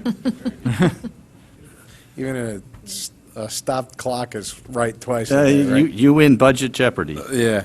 So I remember at the time, the building had run into some concerns during the renovation. There was some unforeseen costs and things like that. And then at the back end of the project, right, there was a request that came through to do the synthetic athletic field over in the side. And I seem to recall we transferred some bonded funds from one project to this one to do that, along with some other things. And look, I voted for this last year because it's obvious that the work needs to be done, and I have gone to Tomlinson and I have seen the shape that this is in. But I got to tell you, I get real annoyed when I see that, a couple of years ago it was the stair risers that were clearly unsafe in this school. And now it's the facade that's clearly falling down in this school. Yet 5 years ago, we were asked what the major item was, and we were told, hey, let's do the synthetic athletic field, right? I mean, I don't think this happened in 5 years, just like I don't think the risers happened in 5 years. So I think we really have to look at our prioritization as to what really needs to be addressed, because this is clearly, the risers were a safety issue. And this one, I don't know whether this is a safety issue or not, because I'm not a structural engineer, so I don't know what's holding it up. But it's certainly, to Dr. Title's point, it's part of the character of the building and the beauty of the era of the school. And to think that this wasn't pointed out several years ago, at least to us, it just infuriates me on that. It really does. So I just had to say that because it bothers me. Well, you can re-rack the tape for the same speech when we get to the tile. Yeah, probably. And the bus loop. Yeah. Believe me, we share your concern. I mean, We did bring up the roof issue at the time. There was one small roof replaced back with the renovation, but not the other ones. I think they were supposed to clean and redo the building envelope on the back, and the actual front drive loop was taken out by the Board of Selectmen at that time. I just want to reiterate, please, we've got more building projects coming forward. Just keep that in mind as lessons learned. We'd like to finish the building and move on, too. Okay. Tetra? Mr. Chair, if I might, I share a concern. In fact, I think we did the walkthrough of the completed Tomlinson together, if I remember back in our common rookie years on the Board of Finance. I think that, I share your comments on the interior. I think that when we were walking through, there were broken tiles, that type of thing, that weren't addressed. There were stair issues that weren't addressed. My memory of the athletic field is slightly different. As we were walking through doing that tour, we kind of looked at the athletic field where all the construction equipment had been parked and asked what was in the budget for that, and the answer was none. The reason the athletic field was redone is because our Director of Parks and Recreation got together with our Director of Public Works and came up with an approach to doing that, one part Public Works and one part funding. So that was a kind of a project that came to us from the recreation side of things. So it wasn't the school district not choosing to do the We ball field over transferred there. some funds to We did. do that. We did transfer funds to do that, but We did, the because I that was specifically from, remember that. but that was from another school project, not It was. Tomlinson. And again, for some reason, I agree with your comments about the tile and some of the finishing, because I was less than excited about the Tomlinson project. Distinctly different, than I might add, than Stratfield. When I walked through that and saw that the old parts look new. When I walked through Tomlinson 6 years ago, the new parts look new, and the old parts look old. The Stratfield's much different, I mean, that to me was the way to do a renovation. So I think we've learned a lot from that, but, so for what it's worth. Thank you. Any other questions, comments? Mr. Hiller? Just to follow up on the first selectman's comments, he's essentially correct. The Tomlinson Field, I'm just checking in the book here, there was a separate allocation. They were actually in the main Tomlinson renovation project that Mr. Cohen referred to back in 2007. There needed to be two transfers from existing projects, both in excess of $1 million, because frankly, the project was underfunded. And I think, you know, we're paying some of the price. I forget, maybe it was Mr. Polito was talking about, or yourself who was asking about what it would cost to have done the bathrooms at Jennings one time. We're getting what I'll call the residue of what wasn't done at Tomlinson 5 years ago. Not good. All right. Anybody else? Thank you. I think we're going on to the tile replacement. Well, it's the same drill at a smaller number. I think. Connie? She's here. All right. And so we also have a principal to give firsthand testimony, if you'd like it, about the conditions. This is a safety issue. You can see the tile cracking. It's a trip hazard. It's an old wood subfloor. It was not taken care of in the renovation, and here we are. Rob, you're on.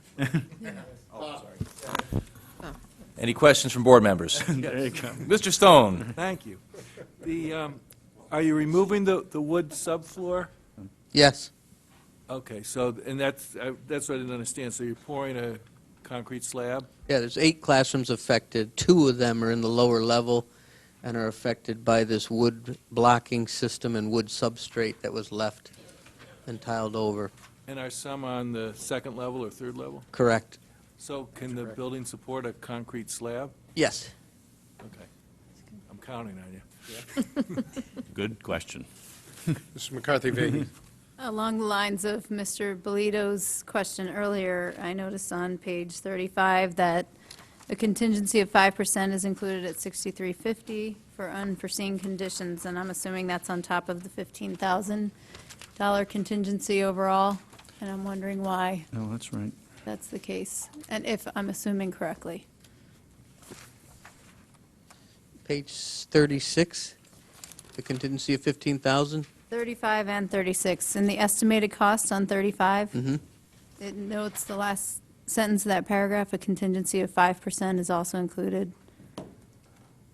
Correct. 6350, and then on page 36, the 15,000. I'm just wondering where that 6350 is located. Is it within the 15,000? It's within or- the 15,000. Okay.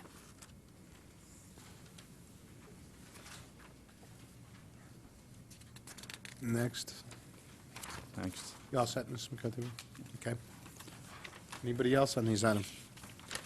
Seeing none, we'll go to the traffic improvement. Okay, now, this is where you have to, your new, if you have the old version, this page isn't in there, Okay. but we have the fold-out version.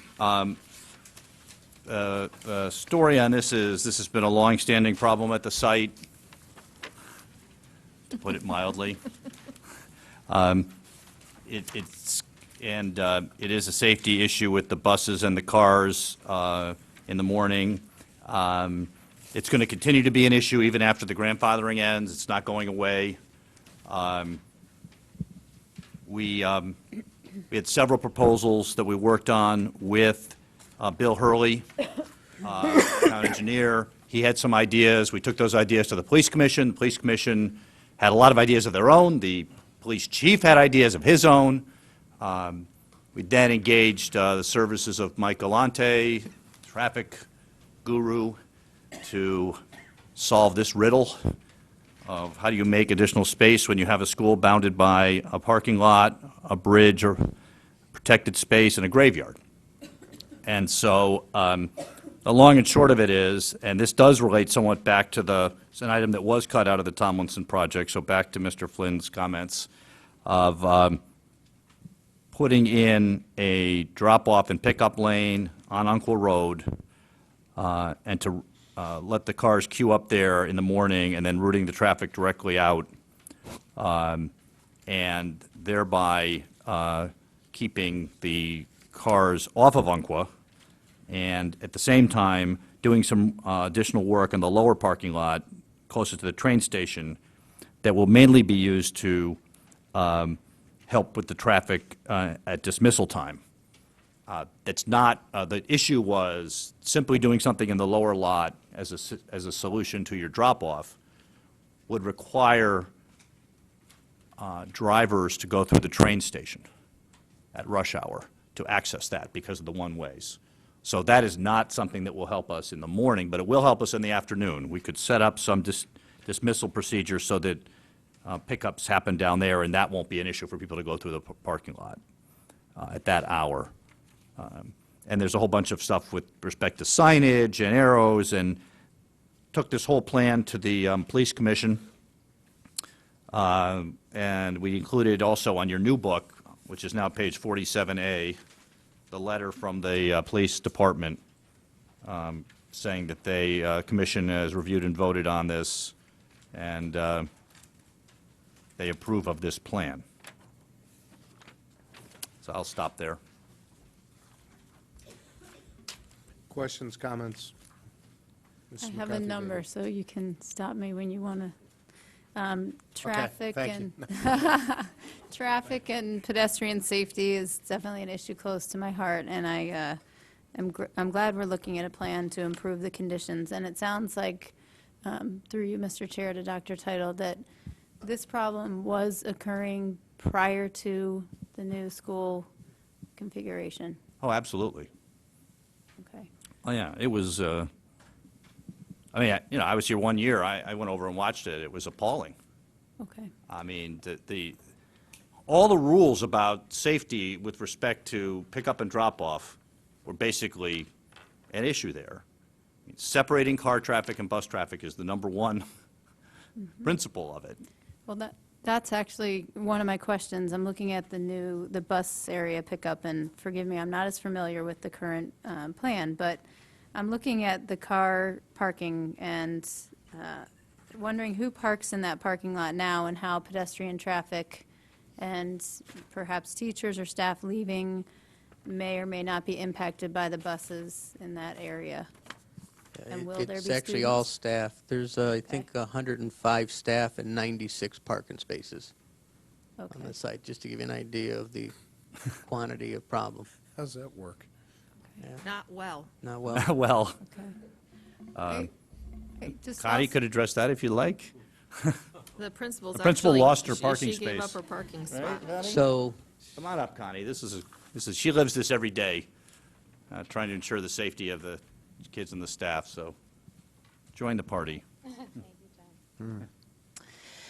Not every single staff member is full-time, all day, every day. That's the reason that the parking can work with just about 5 spaces there that we kind of trade on and off. So that will work. One thing that I do want to point out is in this photo, there are, I believe, 11 buses shown. We actually have 20. So this is the picture, but think of it as 18 buses from First Student, our own buses, another bus that comes in from Open Choice.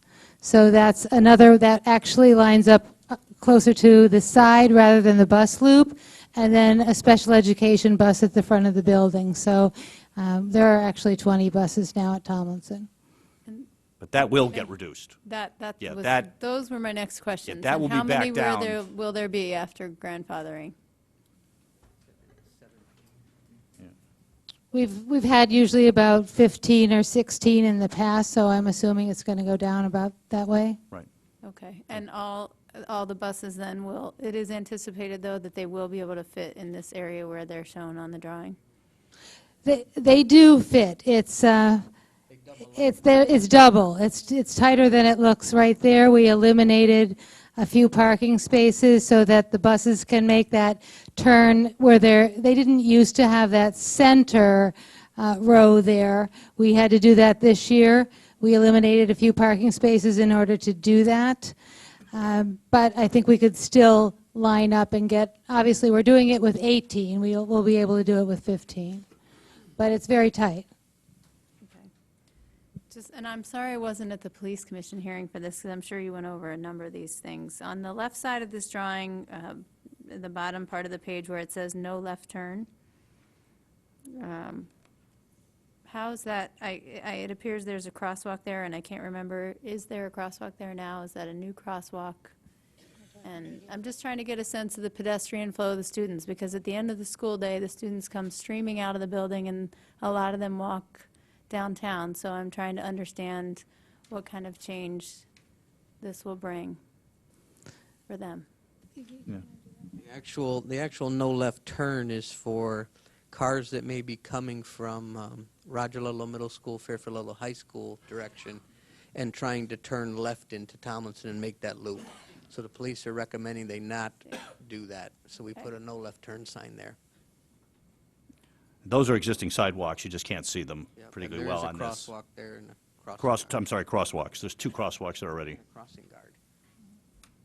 So just curious about the schools that feed in to Tomlinson now, or Burr, Stratfield, and McKinley.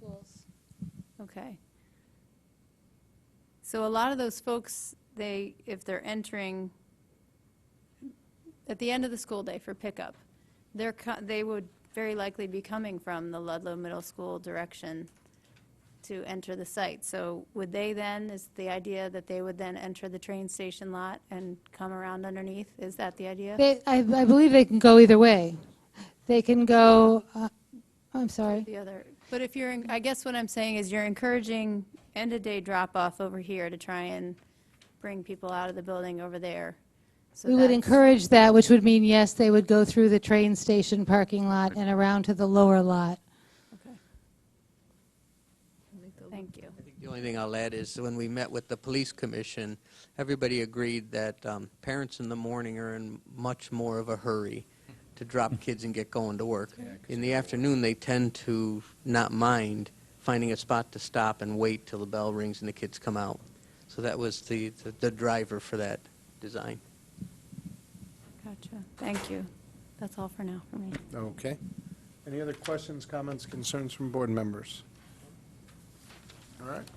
She asked all the questions. Seeing none, thank you. This was a very tricky project. I think we tested Mike Galante's skills with this one. There you go. Okay, and then I think we just have one left. Yeah, that's the oil tanks. It's the oil tanks. It's the same Recurring theme. recurring theme. It's Holland Hill in spades. We took the same approach that the town really decided last year, which was, we're required to take these out. It says system-wide. Is this the completion of it? Is this the last? Yes. So this is the This last whole of it? thing gets approved. If you look on page 48, Yep. we give you a breakdown of all the schools, what size the tanks are, where the existing location is, and where the proposed new location would be. But that's it. But this is it? That's Then it. we're fully done with oil tanks and, Yeah. Not system. forever, but Right. you've got Stratfield, Yeah. Stratfield School just put one in the ground with their project. Fairfield 20 years Middle from School- now, Yeah. we'll have a problem. Fairfield Middle School was stopped, so that one was redirected. Stratfield's wasn't. And I would imagine McKinley still has one. It's a new elementary school, Burr, Roger Lowell Middle School. right. But they're young. Okay. Right. Questions, comments, concerns from board members? I'll go to Mr. Stone. I just want to be clear, the schools that we're taking these tanks out of, are they using natural gas for heat? Yes, dual fuel, both of All right, so both. we don't necessarily have to replace them if we wanted to just use gas. If you wanted to instruct us just to burn gas only and no oil at all, we Yeah. still would have to replace the tanks. It's a state regulation that a steel tank in the ground over 20 years old has to be No, removed. I know you have to take them out, but do we have to put the gas one, new tank in, the... The day oil tank.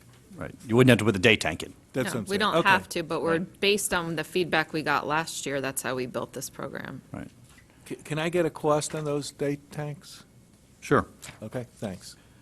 The other thing is that, these have dual, we're not replacing the boilers here, so these all are dual fuel. So we would basically be wiping out the capability that the town invested in dual fuel. In fact, the town, I went on quite a program to, made a conscious decision to put dual fuel in, because there were advantages to it.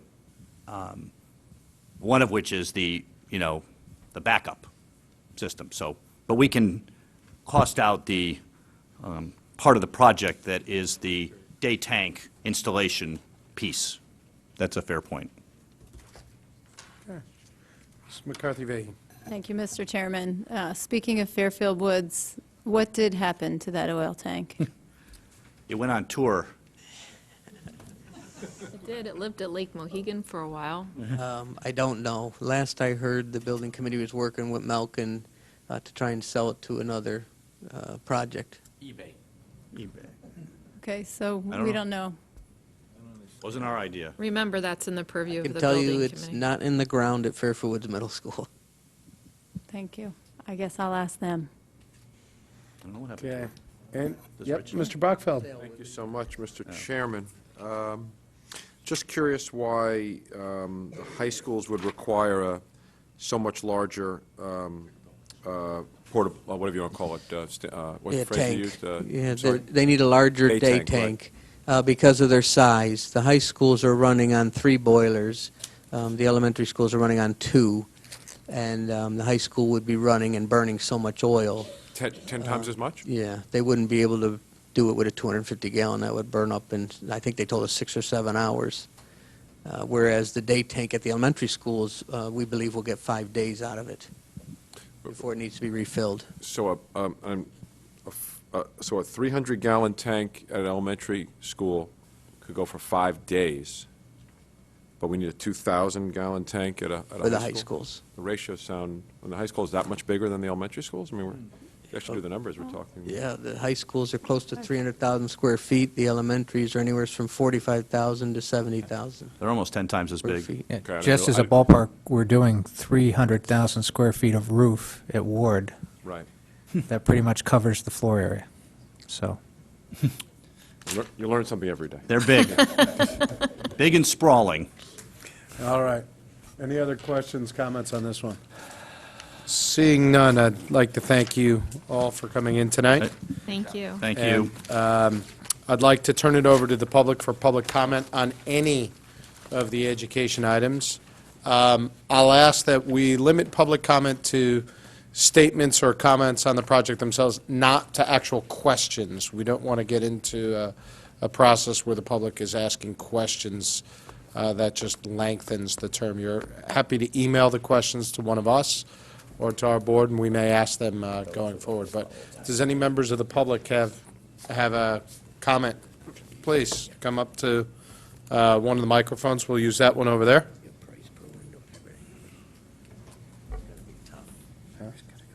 Oh, I know, of course. Oh, thank you, Mr. Cullen. I'm Jim Gallagher. I'm Vice Chair of the TFC. I live on Congress Street here in Fairfield. I'll just quickly go through a few of them. The Dwight Elementary School boilers, I fully support replacing those boilers. I know that there's historically been a lot of discussion about those. Those boilers are 50 years old. From my profession, I do building inspections, home inspections, commercial building inspections.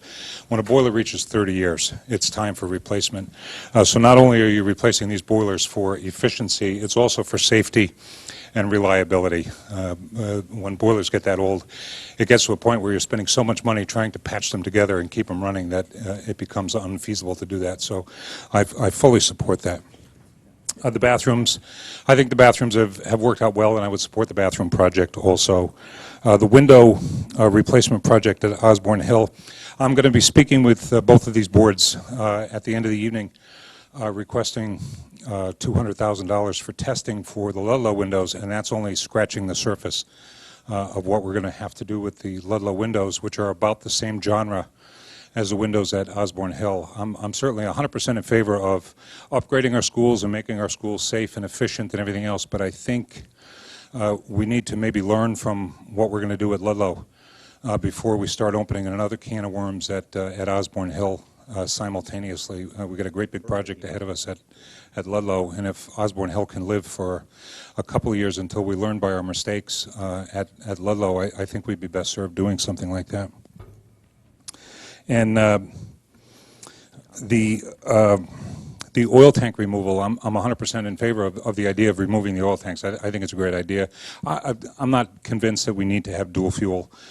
This building that we're all sitting in doesn't have dual fuel. Most commercial buildings don't have dual fuel. You know, if we go with dual fuel, that's fine. That's the decision of these boards. The $250,000, I just want you to be conscious.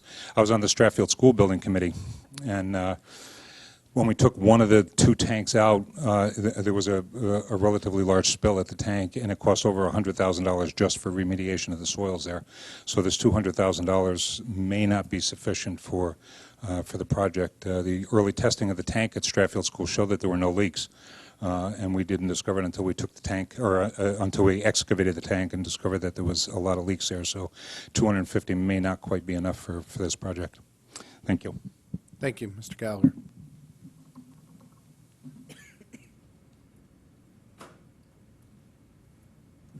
Good evening. I'm Brenda Steele, and I'm the Jennings School PTA president, and I just wanted to comment on the bathroom project. Last year, 8 of our bathrooms were scheduled to be updated and fixed because of failing toilets and sinks falling off the walls, and the RTM decided to only fund half of that project. Therefore, only 4 of our bathrooms, as you know, were completed. And that was under the assumption that the project would be completed in the future. Well, now is the time for that project to be completed. Plumbers have been called in on several occasions this year to fix those remaining bathrooms, which will only continue to happen if we don't fix the project, fix those bathrooms and complete this project now. I think we have all learned over the years how well preventative maintenance pays off with all of our school projects. I would like to ask you to please keep $131,250 in the budget and complete the project that was proposed actually last year. Thank you. Thank you.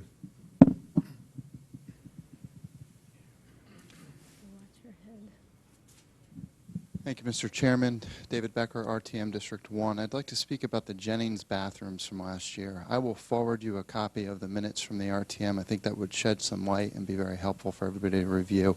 It wasn't particularly that it was arbitrary. Our feet were, in a sense, held to the fire to vote on it that night, and that's actually something that may be helpful between the finance director and bond counsel to look at in the way that things are brought forward. Because it was part of one large package, initially the motion was made to actually entirely reduce that appropriation by $250,000 and to defer that project. There were a number of questions regarding the basis for the costs and also the justification for doing that type of project.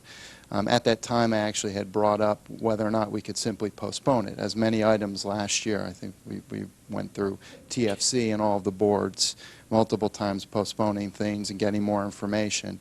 Bond counsel had advised that we essentially had to vote on it right then and there, or it would have died at that point and had to have started all over again.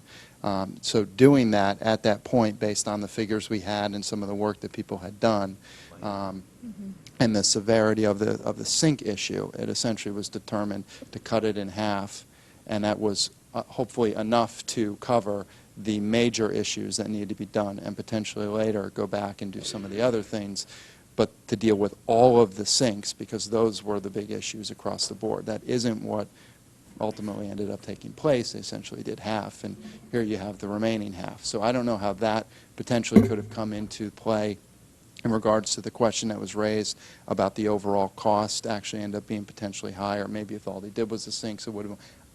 I don't know that, and I think maybe that could be looked at. But I think it would be helpful to get a little bit of an idea of what we were looking to get done there and the action that was taken there at the RTM level, and possibly looking to prevent that issue from arising in the future when one major bond appropriation comes down, and then when we break them up, not being able to postpone them after the fact. And that was the issue. I know you're a little bit of a question. I mean, you can go, it's in the minutes and maybe check with bond counsel, but because it was part of one large appropriation and then we broke it out at that time, and I asked, because I didn't want it to necessarily have to get voted on, and at that time it would look like actually it was just going to die on the floor doing that. But you know, he wouldn't allow it. So thank you.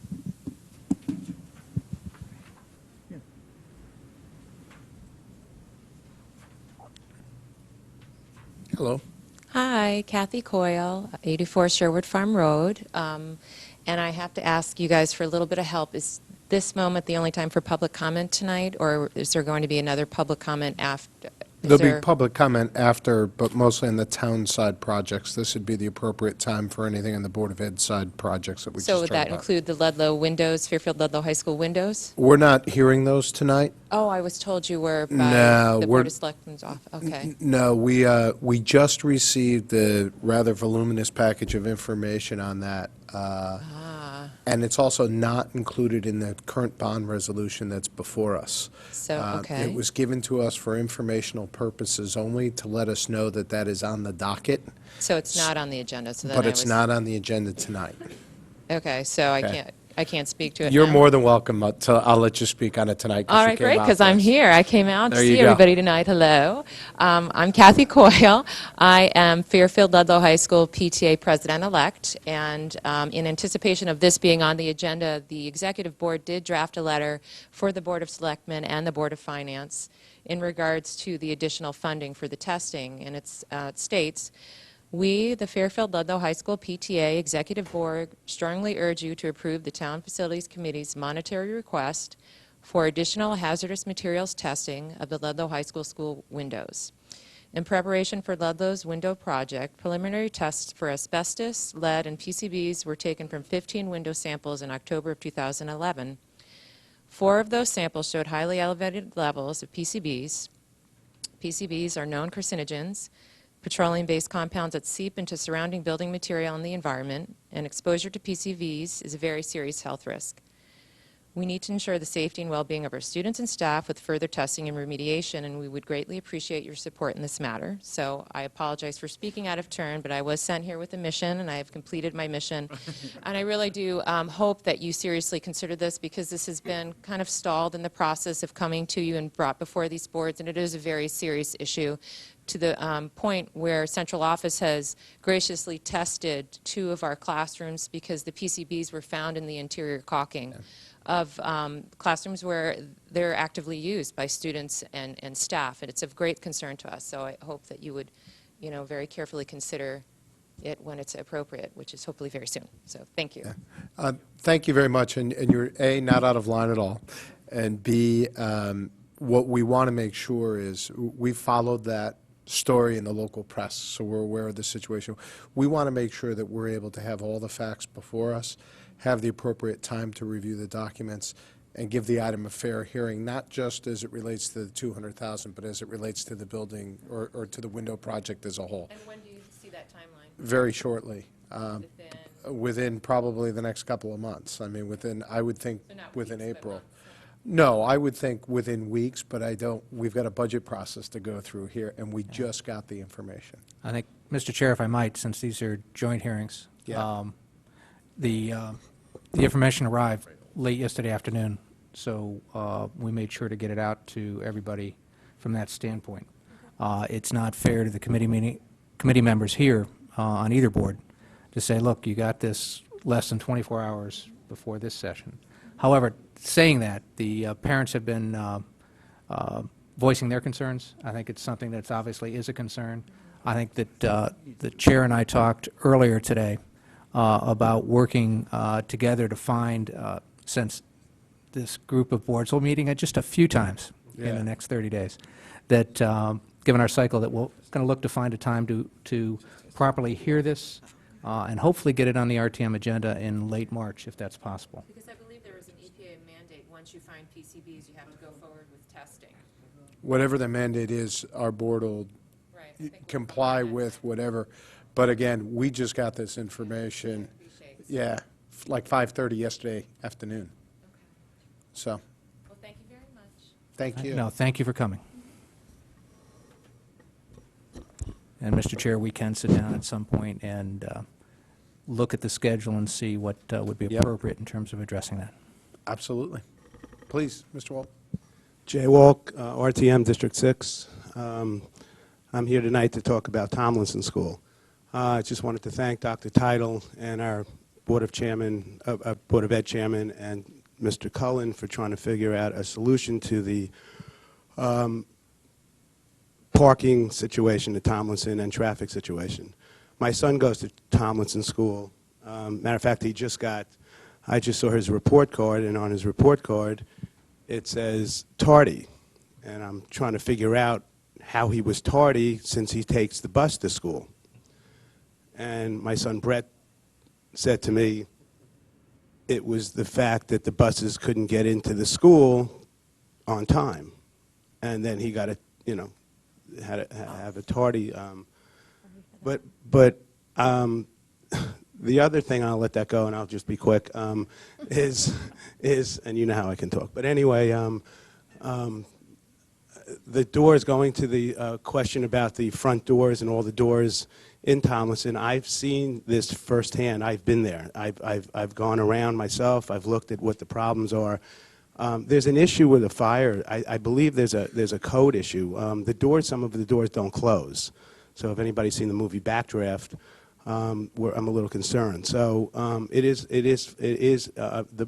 figures that I've looked at, and considering that at my condominium where I'm the president, where we're replacing doors, where they're a lot smaller than Tomlinson's doors, labor is a big part of the doors, and the doors are very expensive. So now we're looking at these huge doors, so I can see it's not only putting the doors in, it's constructing to put the doors in. It's the framework and all that. So I think that the price is fair, but thank you. Thank you very much. Any other? Mr. McCarthy.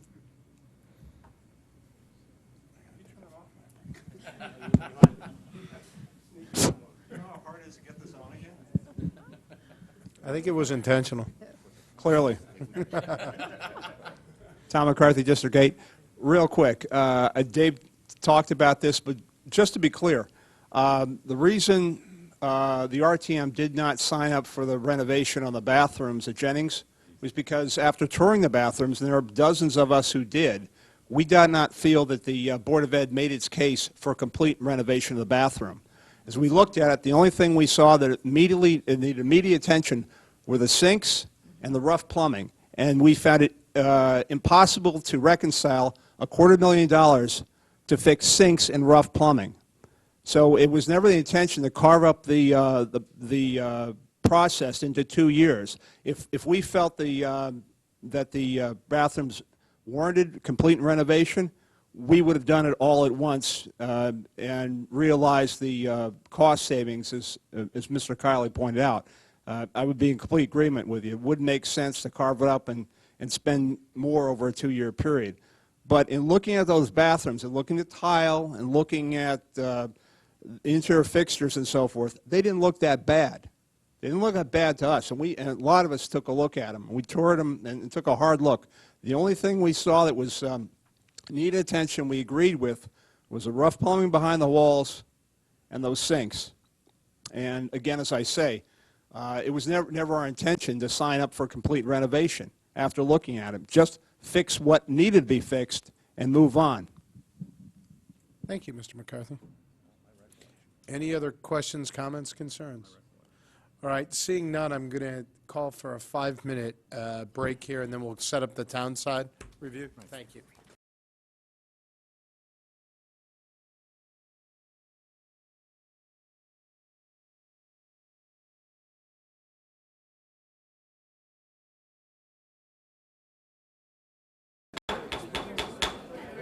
Guys, everyone, we're going to bring the meeting back to order, or to a semblance of order. So let's, I'm going to ask, we've got a few items that are going to be with DPW, so I would ask that, mostly oil tanks, I would ask that they stick around for a few minutes.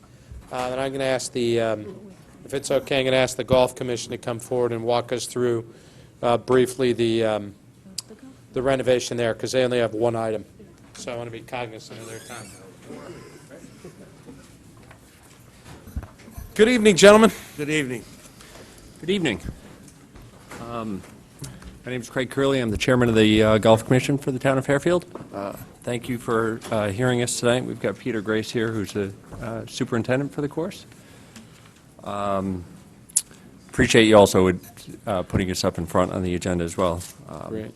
But the reason we're here is the $105,000 request for bunker renovation and tee renovation. This is an item that shouldn't be a surprise. A couple years ago, the commission put forward a 10-year plan. We identified roughly $1 million worth of renovations and improvements that were needed. The guidance we received from the previous administration was to prioritize and spread that out over about a 10-year period, with the idea of spending roughly $100,000 per year. So that's the plan that we've been following, and this is year 3 of that installment. This work is spread between bunkers and tee work. I believe the plan calls for roughly 7 bunkers to be completed. In total, we identified 22 bunkers out of 44 that needed work. So this will get us about a third of the way there. In the last year, we did spend about $50,000 on bunker renovation, but again, that got us only so far. And after this year, we'll be back next year to kind of help us continue on the plan. Second piece of the funding would be to renovate some of the tee boxes. Some of those tee boxes are just relatively small for the amount of rounds that we have, roughly 40 to 45,000 rounds per year. If the tee boxes are not a certain size, the grass just cannot withstand and hold up to the traffic. And over time, it just gets worn down. And so we've, again, identified some tee boxes that needed to be worked on so that they're not, the grass isn't worn out and compacted and frankly, just playing on mud. As you all know, the Smith Richardson facility is a revenue-generating asset for the course. And we certainly recognize that we are not a private country club. We don't try and pretend that we are or ask for a budget and maintenance budget to support that type of luxury. But what we are trying to do is identify those items that are important to maintain or restore the course to a certain level of playability, with the hope that we can continue to attract both a combination of resident and non-resident golf. The non-resident play helps us subsidize our revenue and therefore keep our resident rates lower. It's all part of what we consider just managing the business. So we respectfully ask that you approve this request, and if you have any questions about it, Peter certainly has a lot of detail in terms of what the costs are and things like that. So, thank you. Thank you. Any questions, Mr. Brockfeld? Oh, Mr. Polito, I'm sorry, I missed you. Thank you, Mr. Brockfeld. Good evening, how you doing? Great. Taking this as a piece of a bigger puzzle, which is the 10-year master plan to renovate it, when you get to the end, where do you see the course in terms of how you're positioned with respect to your competition, which is where other people would be going? Do you think that this is going to put you in a position where you're going to see a real increase in revenue and non-resident use of the course? Excellent question. To some extent, it's hard to say. I mean, in many respects, it's kind of like when you paint your house. About 10 years later, you've got to paint it again. So I imagine that there will be additional renovations that will be needed 10 years from now or 8 years from now. Where we are in terms of competition, we really compare ourselves with the courses like Tashua Knolls in Trumbull, Longshore in Westport, even Fairchild Wheeler in Bridgeport to some extent. It's a slightly different product because they do have a different cost base and they do have 36 holes. But I believe Westport in the last couple of years put about $400,000 into their course all at once. I believe Fairchild Wheeler spent close to $1 million, and I believe Tashua Knolls did spend about $1 million as well. So I think there's generally a bit of keeping up with the Joneses in that regard. This won't put our course ahead of those courses in terms of condition, but really that, I think, makes this type of work that much more important, because if we fall behind, then we really start running the risk of losing those rounds to those other courses. Right. One of the things that we have definitely identified is that for our resident play, our play and number of rounds is a fairly static number. And we don't want to take that for granted, but the course is a great course. It's got good bones, and to the extent that we can keep the playability to a certain level and the rates at in a certain range, we're going to get about the same number of resident rounds per year, weather permitting, a little bit of fluctuability. Where we really run the risk is on the non-resident side. If we aren't careful, we can lose non-resident play. This year was a very tough year for us weather-wise. We were delayed in some of our improvements that we requested 2 years ago. And as a result, we did see a greater decrease in non-resident play this past year than we did in resident rounds. So again, we're very conscious of monitoring that and making sure that we're trying to stay on top of it, but I certainly feel, and the Commission feels, that making these type of improvements to just keep us at a certain level is the right course of action.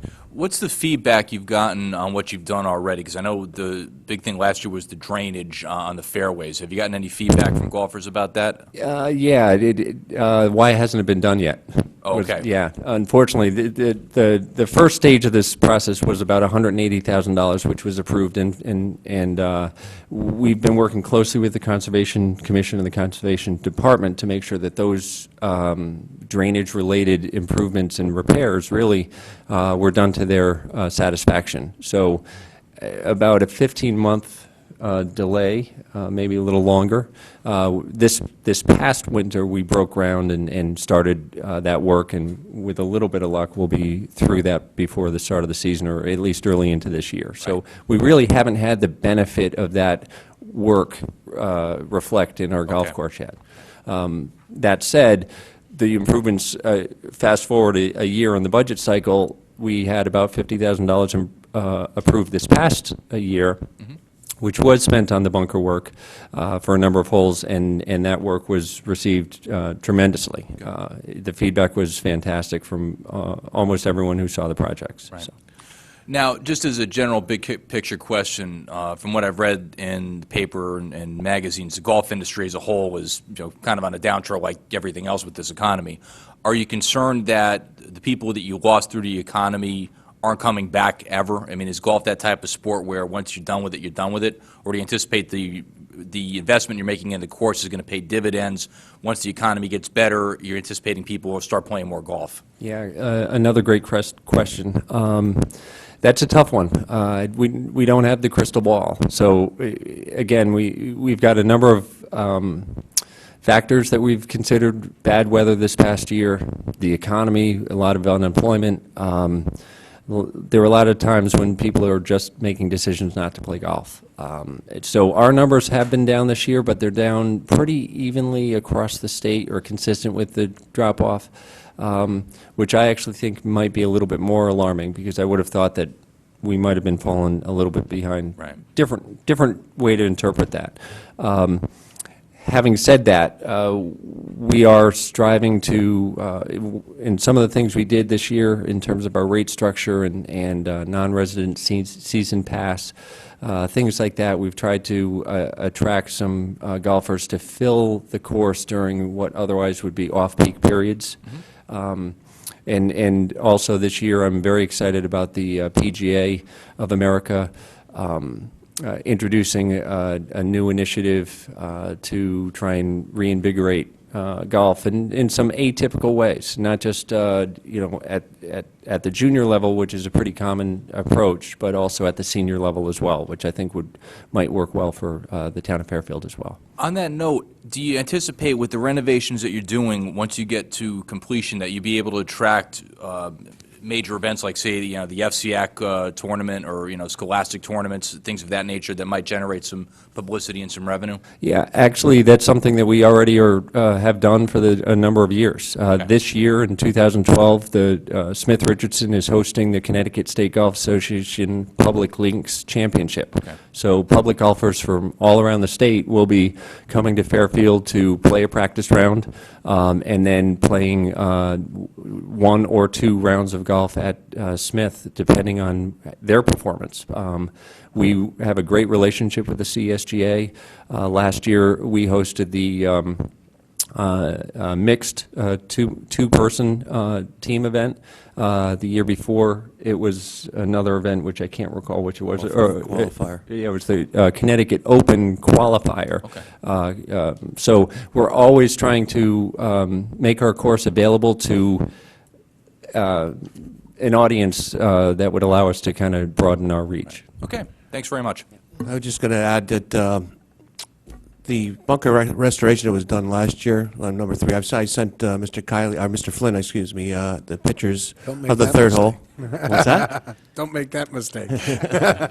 And, for my guys, we have 20 bunkers that'll hold water constantly. After a big rainstorm, I got to send them out to pump out. If I got a big tournament coming in, I got to send all my guys out there to pump out these bunkers and get them prepared. We redid the third hole. No standing water whatsoever. Fantastic. And it's a maintenance heaven. Not to Yeah, and I did share those pictures around the board. And also, we're talking about the drainage on 10 and 18. We have we got 2 more laterals, 2 more lines to run on the 18th hole. But also the El Paso, Texas gas line runs right through the middle of the golf course, and the water that follows that line is unbelievable. And we were able to go over that line, and we've just picked up so much water. It's and again, our hands are tied with the conservation. Yes, you can do this, but for permitting, you have to do this for us. So we're doing a lot of that too. Any other questions? Mr. Brockville. This is actually a generic question, but since you're here, I'd like to ask it to you, and it relates, at least indirectly, to the request for funding.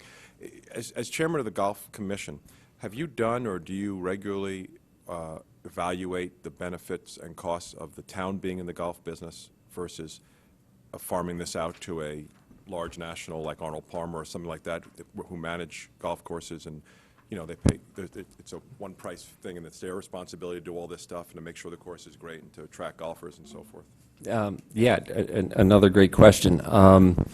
It's not something that's formally been on our agenda or discussed in the commission setting during our monthly meetings, but it is something that's talked about among the commission members informally, as well as with the Director of Parks and Rec.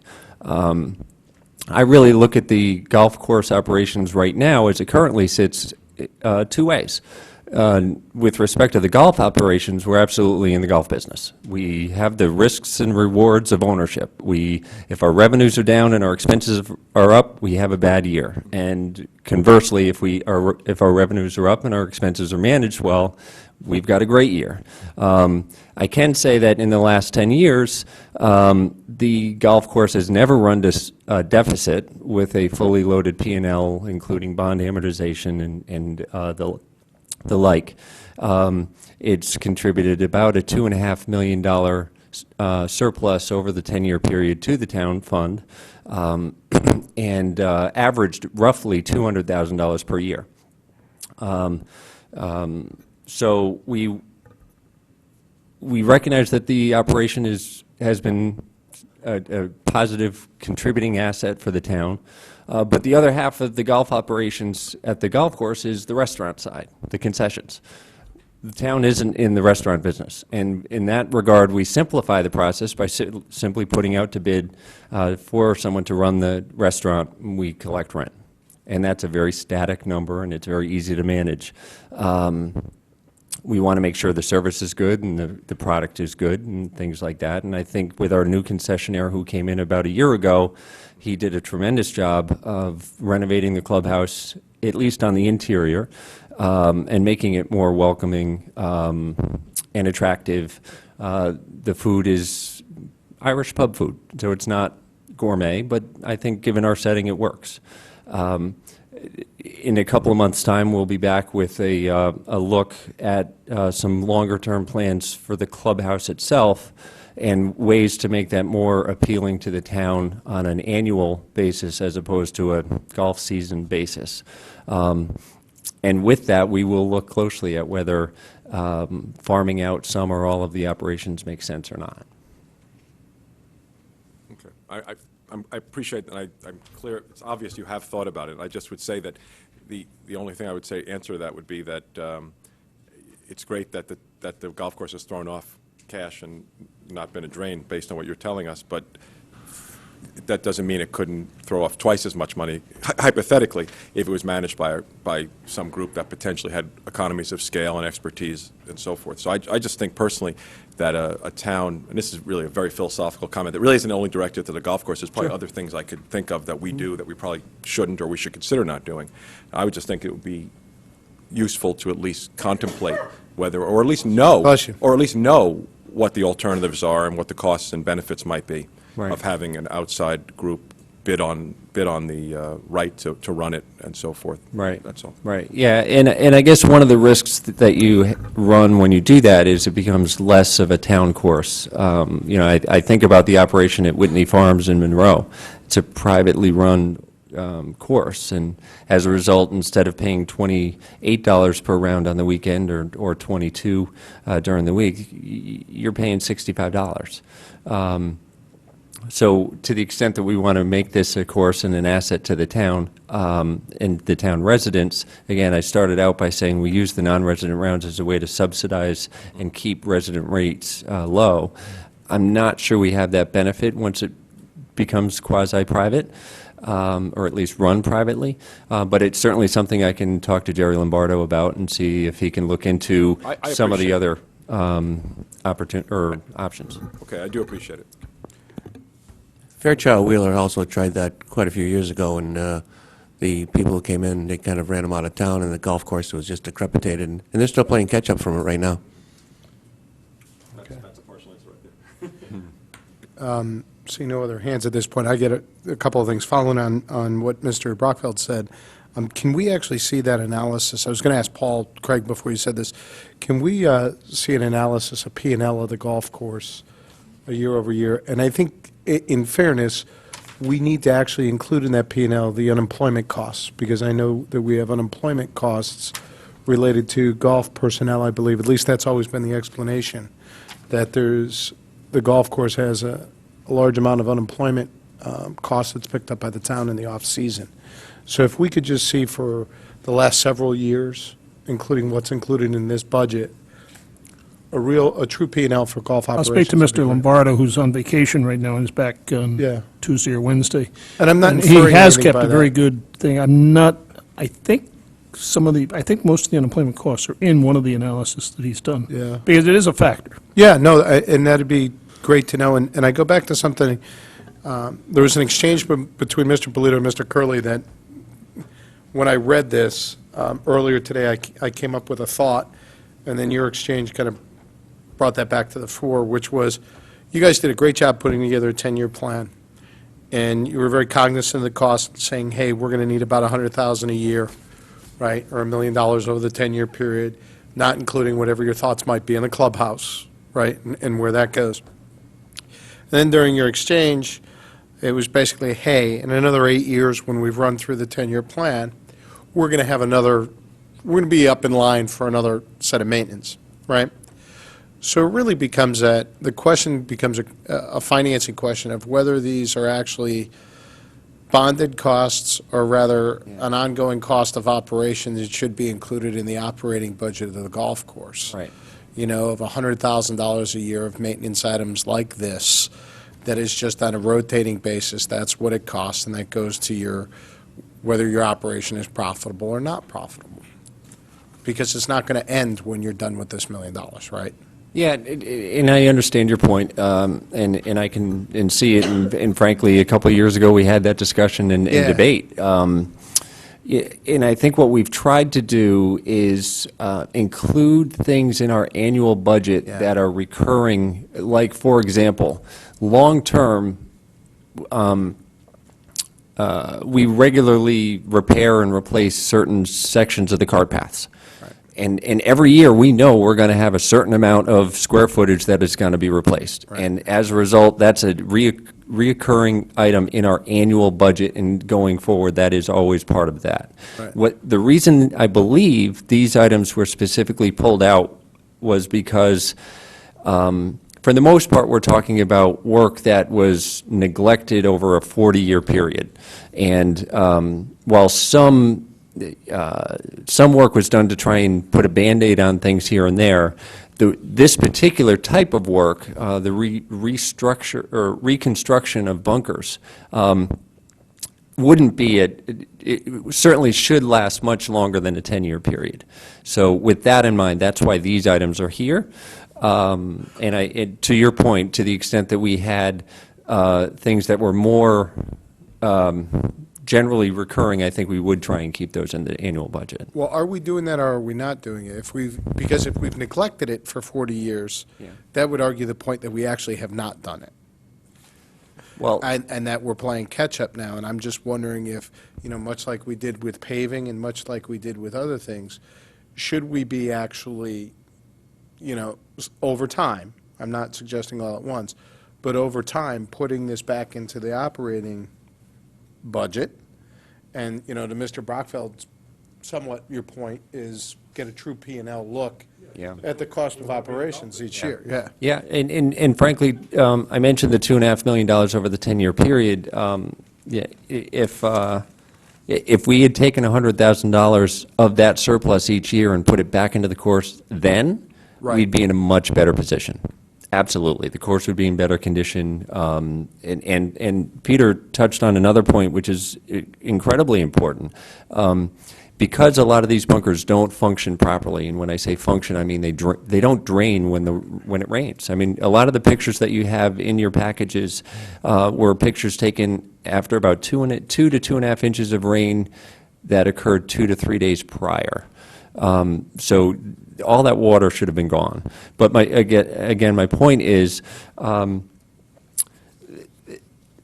because these bunkers aren't functioning properly, we are spending operating expense money for Peter's crew to go out and drain the bunkers, and if these were working properly, they would be doing other projects. They would be mowing the lawn or dropping fertilizer or other things that he also has to find time to do, but has to squeeze in time to do this as well, and that's an inefficient use of expense. Yeah, please, Mr. Brockville. Just on top of what you're requesting of Mr. Hiller. Yeah. Would the report to us of the true P&L of the golf course over like 5 years, to pick a number, would that include, or could we request that includes the effects of any interest costs attributed to? Yes, it does. That I'm certain. In fact, just last Clear week, picture. we were verifying that with Mr. Lombardo. The only one that I'm not certain on is where we've allocated the unemployment. Well, thank you. Thank you, Mr. Brockville. Any other questions, comments on this item? Mary, Jim? Okay. Thank you so much, guys. Before you leave, is there any questions, or rather comments from the public? Because I do want these gentlemen to be able to leave on this item. No, seeing none. Thank you, guys. And we'll see you in a couple weeks. All right. Let's go on. Welcome, Mr. White, and thank you for your patience.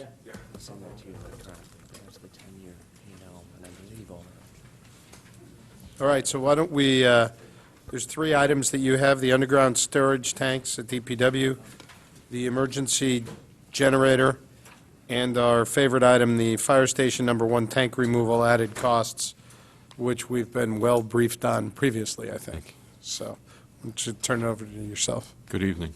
Good evening. I'm not too sure of the format in terms of how much detail you want, but if I go on too long, just tell me to speed it up. The underground... Thank you very much. That's it. It's fine by me. The underground storage tank project is obviously an ongoing project where we've been replacing, upgrading tanks to comply with the state regulations. We have 3 projects this year, and I'll walk you through them briefly. The major one is at the DPW garage, what it costs is $213,000, and that involves removing 2 10,000-gallon tanks. One is a diesel, one is a gasoline, provides fuel for the fleet, and replacing them to stay in operation. We've pressure tested the existing tanks, and they were not leaking, but we had rumors, and we tested a little further the soil, and there was significant contamination of the surrounding soil, which had to result from leakage from the prior tanks. Unfortunately, when these tanks were replaced 30 years ago, they didn't take the effort, or it wasn't on their mind to clean up the soil simultaneously at that time. So the following is the scope of the project. Again, remove the 2 tanks, do the site work, installation of obviously drainage pipes and conduit, and now install above-ground tanks. And that's a trend we're trying to go with, so we don't end up with this in the future, to get away from these underground tanks. And also with the tanks, it needs new fuel dispensers, the card reading system for the employees, canopy over it, et cetera. And that's a $163,000 price, which is pretty firm because I took it from the state quote bid. The second item that we need to plan on doing is the independent environmental or site monitoring. On all these projects, because we don't have the expertise, we need to hire an environmental, basically an industrial hygienist type with some geotech background to do the sampling, and most importantly, to work with DEP to come up with to make sure that our procedures are in accordance with what they want, so we don't get in trouble, and finally, to come up with a remediation plan that is satisfactory to them. So we're estimating $20,000 for that. The remediation itself, the good news, even though we found some contamination, and we still need to chase down the extent of that contamination, but based on the monitoring wells that we put in and the testing we've done, we're pretty much 90% sure that the contamination is actually in the groundwater, which is actually an easier thing to remediate. We're pretty confident that we can work with DEP to come up with a plan where we basically inject what's called ORCs, oxygen release compounds, into the soil. What the name implies, add oxygen to the soil to facilitate the microbial action, which basically decomposes the VOCs, volatile organic compounds. And we plan on doing 2 injections of that at $15,000 a piece. Again, this would have to be with DEP's approval, and sample the monitoring wells to make sure over the years that the contamination is decreasing and we end up correcting the problem. The next one is a small project, Smith Richardson Golf Course, where we have an old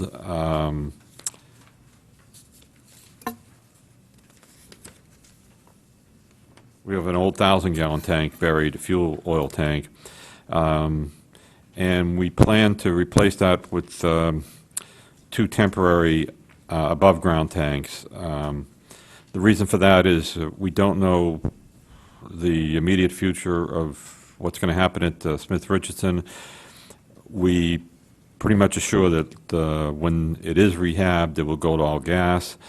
We would like to convert to gas now, but the 2 boilers that are there are just too old and would cost us too much to buy gas-fired boilers for it. So this is a way to buy us some time, and it's relatively cheap. And if we were to remodel that facility in a couple of years, we would find a use for these 2 temporary oil tanks. The final one, again, is a relatively small project, Mill Plain Road Pump Station, 550-gallon tank that feeds not only the furnace but also the emergency generator, so it's very important. Project is to remove it and install, again, an above-ground tank. And this is a little more critical in this area because this pump station is only about 50 to 75 feet away from the Mill River. So it's a better, more secure situation to have an above-ground tank, which has 100% self-containment. So if you lose, for whatever reason, someone were to shoot a hole in the tank and it were to leak, there's a tank underneath it in the base built in that will contain all the fuel in the tank. So it's a complete redundancy.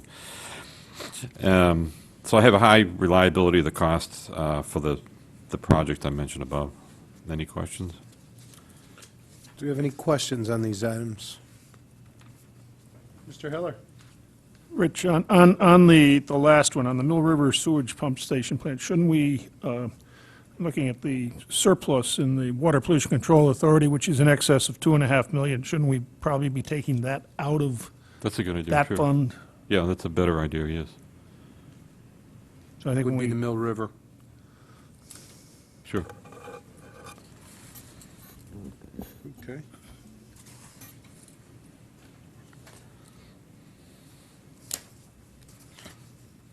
Mr. Hiller, that was a plant. You just left that in there so you could say that, right? Just looking at it.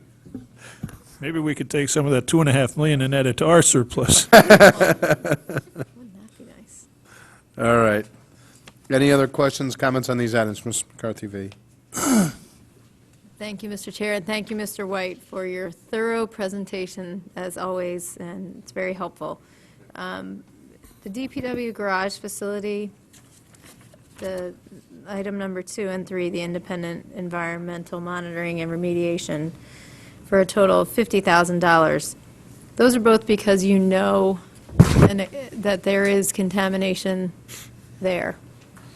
Help me out. The town garage one, and item 2, I identified the independent monitoring at 20,000.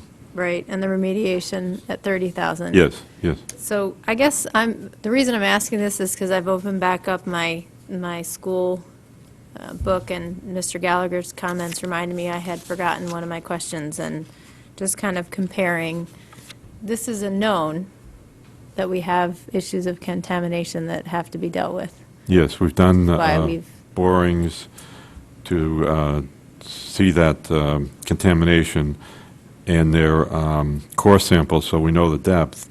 And the good news was it was below the groundwater, and the groundwater isn't moving, so that's a good thing. Okay. I just want to take this opportunity to point out, and I know the Stratfield issue was even more, but $50,000 for one tank. right? And that's because there's contamination, what we don't know at the schools, and we have a contingency there for 22,500.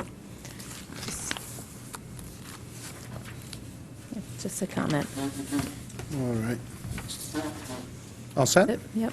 Anybody else? Seeing none, go ahead, Mr. White. Let's go on to the emergency generator. Yes, back in the 90s, we installed a emergency generator for Independence Hall, and it supplies all the backup power during a storm or other type of power interruption. And it provides complete power to the building, the computer systems, lights, et cetera, the HVAC system, so that the employees can stay in the building during a power outage and still function. This is important, especially with the HVAC system, in case you had a long duration of a power outage. You'd be concerned about the computers in the building overheating, or on the reverse side in the wintertime, the pipes freezing and incurring some damage. So for those reasons, we felt it was desirable to put together a project to do the same thing in Old Town Hall for $102,300.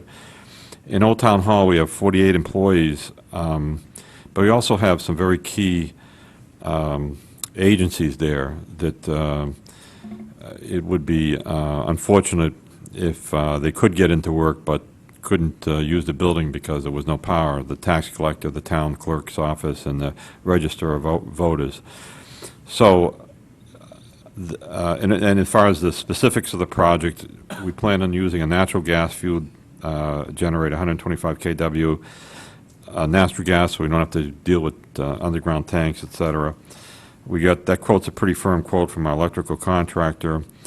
I can't represent that this is a must-do project because, but I do feel it's an important project for the reasons I stated, and it has been beneficial to Independence Hall to be able to keep it open during storms and power outages. Yeah. If I might elaborate a bit, when Mr. White and I were talking through this earlier, one of the things that was highlighted, we've had two events this past year that made us much more aware of disaster recovery and backup. One certainly was Irene. Second was the snowstorm. If you remember the snowstorm right around Election Day, one of the questions in the state was, do we have Election Day or not? Because so many of the towns had difficulty getting power back up, having voting in place, and that made us much more aware of what we needed to do here to make sure that we can get through some events comparable, maybe not quite that bad. So let's take a look at each of our activities here. You know, town clerk, if we're talking about our records, our activities, that's where our if you vote, votes are tabulated. So on Election Day, if we were without power down there, that could compromise our ability to effectively perform our Election Day functions with assuring everybody of the integrity that we'd like to have on that. When you look at voter registration, same type of thing. When people have to be registered by a certain date or so many days before an election, you don't want a power outage to deprive people of the right to vote.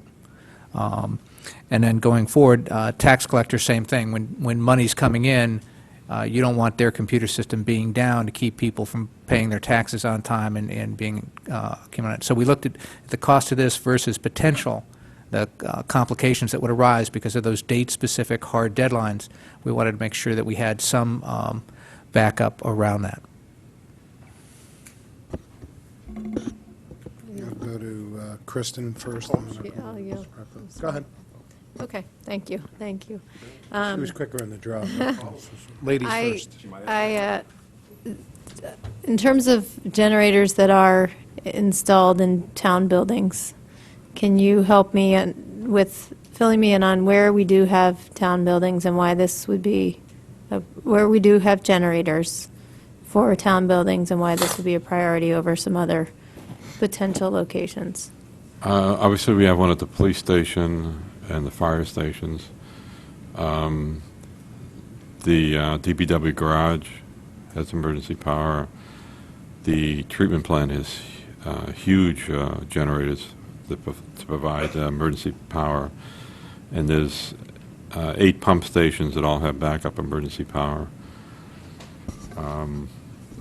And Sullivan, those are the key ones. Sullivan Independence Hall because of the IT. Yes, Sullivan Independence already. as backup power. Partly, I raised that after having gone on the Fairfield Woods Library tour, and I know that there are some issues there. And that's a bigger question for another day, but that's partly why I raised that as a question. So this would be, in terms of doable and next priority, it sounds like this is kind of the next Yes.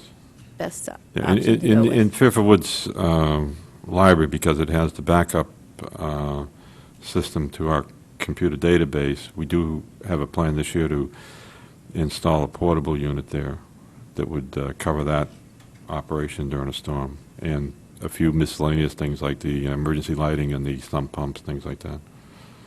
Thank you, Mr. White. Mr. Brockville? This is actually directed to the first selectman, if that's okay. Is it Yeah, okay? sure. That's okay. Well, as long as he decides he wants to answer. Do I get a choice? Yeah, exactly. You could say no comment. You're my elected representative, you. Yeah. So that means I had your vote. I just checked. Answer carefully, Ken. Go check the records. Yeah. Like it or not, you represent everybody. That's right, yeah. Do we have, and Kristen partially answered the question, do we have emergency generators at all the schools? No.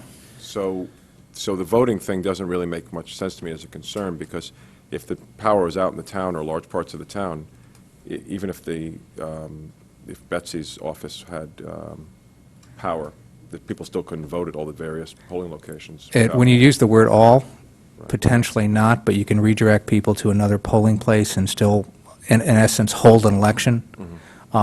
Think about it in terms of deadlines we have on getting, I'm going to say, voter registration by a given time, or getting tax bills in by a given time, or certain of the functions within town clerk. It's those hard dates that we want to avoid the complication of, oh, we missed that, now what happens with everything else? We are looking, and I know that, oh, good, Dr. Title's not here. I know Dr. Title is looking at, now, we talked, especially coming out of Irene, what the plan is and which schools we should have backup power for. It was, and again, it raised a whole level of awareness in terms of where do we need it, what's the cost we build into that, and going forward with that. So we're looking much more carefully in much more detail at where we need backup power. This, for $100,000, was a reasonable level, provides some sort of support for those important functions that we have, just to take that risk off. If this was $1 million to do this, we might be reevaluating what other options we had. And the existing, I guess this to both of you guys, Rich, the existing generator at Independence Hall, so that's been in for 22, almost 22 years. Yes. Right. Has that kicked in and worked as scheduled? Yes, and- routinely.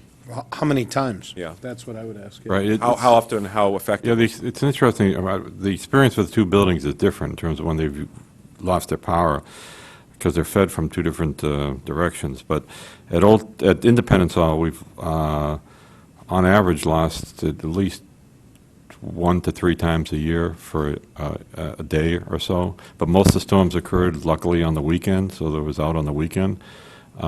We do, for odd reasons, get dips in the line that drop out the power for an hour or two during the day, and the emergency generator will come over to protect the computers and then shut off when that situation has corrected itself.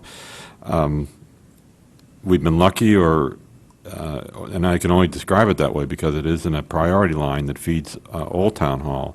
It's experienced less in terms of power outages, but it's in a community with very old trees, so I think it's a concern if the big one hits. And a parallel question would be, you mentioned protecting the computers, right? Yes. The way I understand these generators work, I assume these are with the automatic transfer switches? Yes. Okay. It's not seamless, right? The power goes down, and the power actually goes down, Yes. and then it takes, say, 15 or 20 seconds or maybe a minute or whatever it is for the thing to sense it's down and then to power up and to go on, right? Right. Yeah, okay. So, this is a question. So from a computer point of view, how does that protect the computers? No, it still protects the people. What they are is... Whether it goes down and out for 30 seconds or 30 hours, whatever the potential risk is of it having go down is happening either way, right? No. No, they're on battery backups. There's a huge battery backup system, for example, for the computer room downstairs in Independence Hall. And so, and that can last for anywhere 6 to 8 hours or whatever. So when the power goes off, the computers don't see that. They're still getting their power from the battery at that time. Then the generator comes on and, you know, feeds the battery system so that they never see any interruption. All right, you also, based on how computers are constructed today, have different supercapacitor type operations within the computer, basically let it shut off a little bit without doing damage that might have, assuming it's not a lightning strike and sending a huge surge down the line that does that. But so the battery backup is the primary one. The individual boxes themselves have some protection in terms of how that works. A victim of having spent some time in the UPS industry, sorry. At the risk of belaboring it, I'm more concerned, the power outage issue at Independence Hall is a higher priority because the main computer system there is there, et cetera. Well, and the sump pumps that Yes. keep the main computer system dry while they're still running. Which I think is a problem you're having at Fairfield Woods Library, right? Yes. It's a potential Yeah. problem, certainly. But since the computers are already off up there, if the power goes out at the moment, it's not a problem. Whereas at But the water is because of the sump pump, right? Whereas Old Town Hall, the computers aren't as high a priority, but I am more concerned about the fact that the building cools down so fast. So in the wintertime, if you were to lose it in a winter storm for a day or two, you could freeze the pipes pretty quickly and do some serious damage. Yeah. Anybody have any questions? One of the things that it does point out to me, and I think that both Kristen's questions and Ken's questions come around to is, and by the way, I'm not trying to say I'm against this, okay, I understand it, but do we have an integrated disaster recovery plan that covers both the technology aspects and the electrical aspects, the utility aspects? Because it doesn't sound like we do right now. And I'd be more amenable to something that said, hey, over the next couple of years, we need to do X, Y, Z on the technology front and on the utility front to protect the town and make sure. Thank God we have that as it relates to police and fire, my understanding, and DPW, because you guys are on the front lines. But, you know, what's the next prioritization? Yeah. How does that go? How is the technology done? How does that integrate together? I think that the answer to that question is part yes and no. We have some of the building blocks in place. It is not as comprehensive as it should be or could be and needs to be. So I think that is one of the things we're trying to address. We learned a lot. The nice thing about Irene, nice thing about part of our comments during Irene, I think you heard me say this before, is as we're dealing with everything that took place during Irene, we're thinking, thank God it's not winter. 2 months later, welcome to winter in a snowstorm. We didn't get hit as bad in either one. We have a chance to learn from that.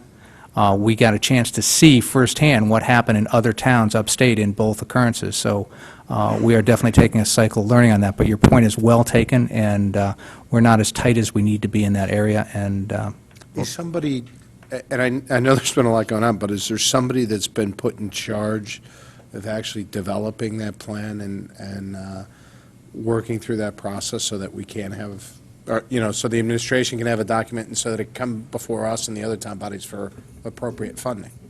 it's again, yes and no. As comprehensive as you just said and as single-purposed as you just said, no. Part of it is part of our emergency management preparations, what we do, what the backup is, realizing that we can move things to Fairfield U and kind of that stack. But in terms of I'm not comfortable that we have that put together, certainly from a technology standpoint. I'm not comfortable we have that integrated as much as it needs to be in terms of the power outage side. So I think we need to do a better job at both and bring that together, and would welcome the opportunity to come back and step through that before this board at some time. Anybody else have any comments or, no? All right, thank you. I think we go on to the the replacement of the underground tanks at the fire station. I think we're Yes. aware of this one. Again, the purpose is to cover that overrun of 272,000. And just briefly, we had budgeted 152,000 in the prior year's budget. 52,000 was associated with Fire Station Number 5 on Congress Street. That pretty much came in on that budget of 52,000. We had 100,000 for Fire Station 1, and that was to replace a 10,000-gallon diesel tank and a smaller 2,000-gallon heating oil tank that was abandoned.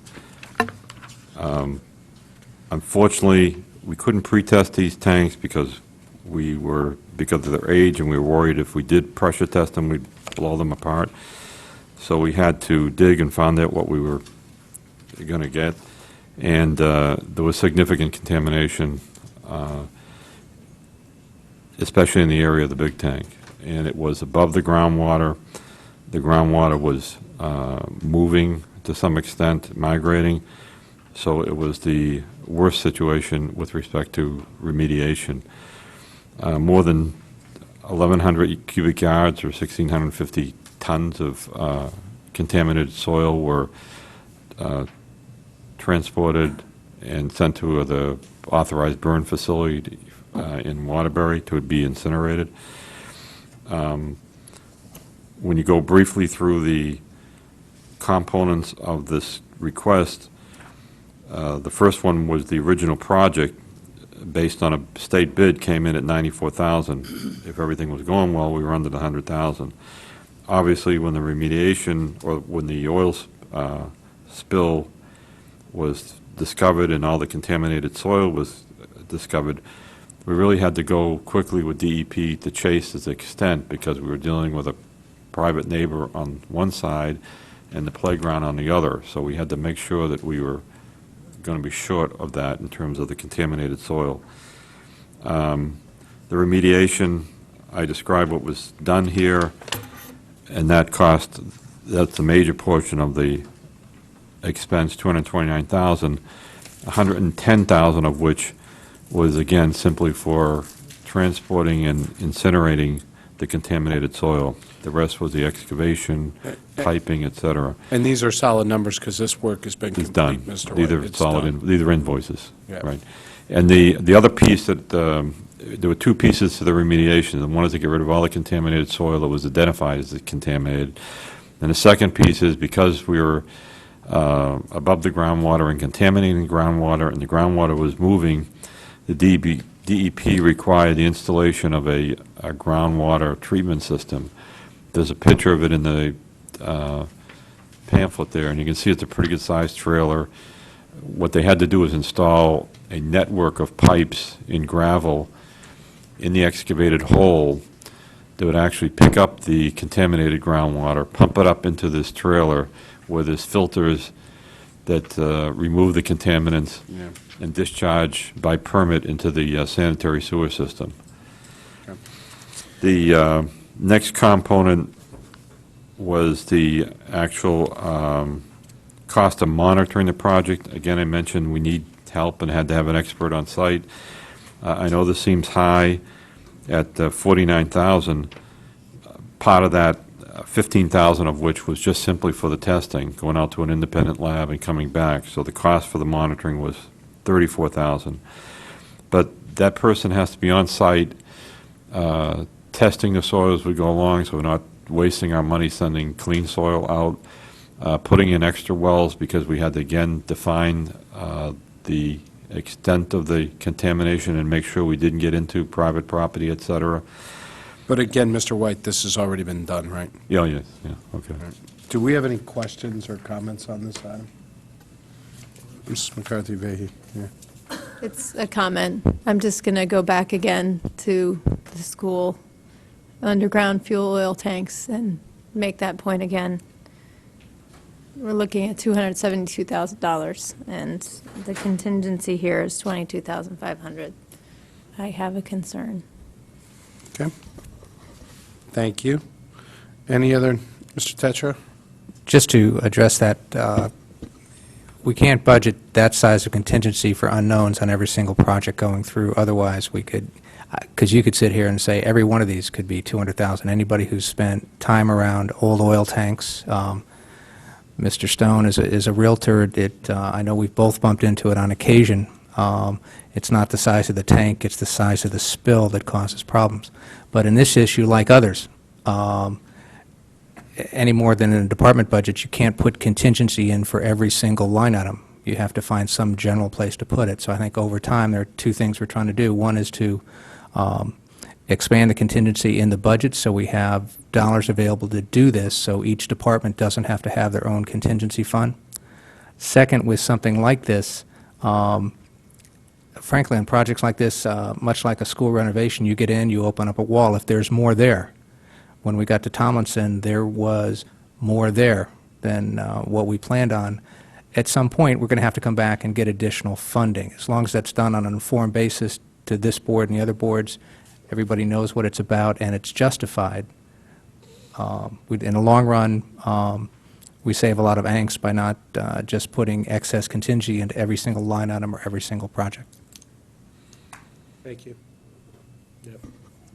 I agree, that's a fair enough comment. I guess I have a question in terms of the process. I know that, having served on the RTM, and I know members of this board, this is work that had to be done. It's done, and now we're coming back, and you're seeking the funds to actually pay the bill.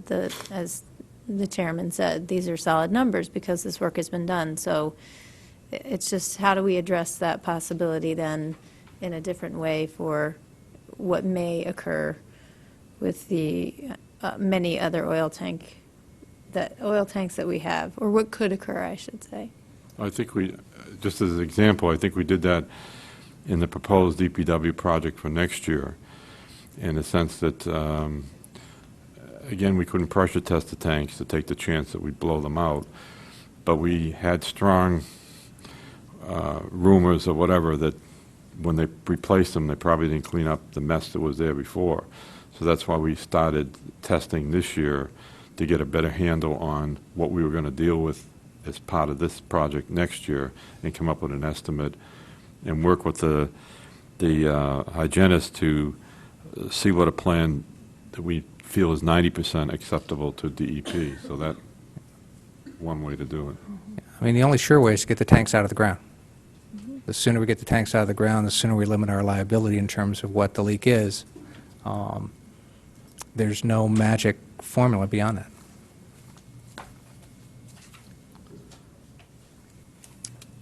Anybody else have any questions, comments on this? All right, seeing none, that is the last item that is on the, that is included in the requested non-recurring capital requests on the town side.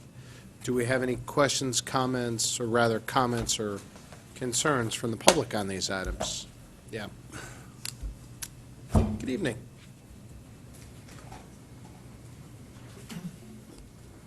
Hi, Ken Lee, RTM District 10. You brought up the subject of technology, DR. In the 90s, I was assistant manager at Fidelity. Fidelity's headquarters is 82 Devonshire, right in downtown Boston. In the basement of 82 Dev were all the AS400 trading boxes. They had a flood. It was bad. Yeah. It's my understanding that some of the servers are in the basement of Independence Hall. If we're looking in long-term places of potential disaster. Now, is it likely that the basement will be flooded? Well, no, but might be something we might want to put into our long-term capital planning, because that would be very bad. Thank you. I couldn't agree more.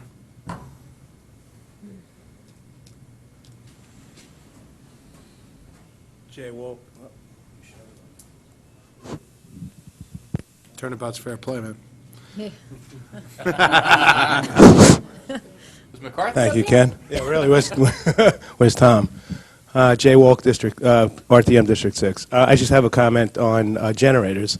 I think, and it's not a question, it's just a thought, where we'd want to put a generator, I was thinking when our first selectman was saying, What school, I think Dr. Title was thinking of a school, I think it's a high school, but I think we would want to put one, if we have an evacuation center, where people would have to go, we would need a generator there. That's So, why we my picked thought. the evacuation centers that we did. They both have UPS systems. It's perfect, thank you. All right, thank you. Seeing no other comments, questions, or concerns, a brief programming note. We're back here on Tuesday, February 28th. Thank you. Thank you, Mr. White. My apologies for not recognizing that. Thank you. Mr. Chair, Yes. if we might, just as long as Mr. White's here, in case there are any quick questions, just want to position the for information-only topic that's attached to this book. Just the library roof. Yeah, does anybody have any questions or comments on that? Not before us, right? Not at this point. Yeah, if I might, just to position that, if you will, not to talk about the topic itself, because that would come up at a later time if we needed to. The reason that's here is you will be hearing in April about a project to significantly renovate the Fairfield Woods Branch Library. We need to do something up there because of the state of the building. So when we look at that, if we're not going to go forward with that, we wanted to provide, Mr. White was kind enough to provide this project background to say this would be the Band-Aid we'd use if we didn't do that. So we just wanted to get that in front of you at that time. Thank you very much. I appreciate that. Brief programming note, the two boards will be back here Tuesday, February 28th for a public executive session. We're going to be voting on these items as well as talking about revenue projections in the oncoming budget. I'd like to thank the First Selectman for his presentation earlier tonight. It was very well done. I'd like to thank everybody else for their presentations on the non-recurring capital, much improved over prior years and greatly appreciated.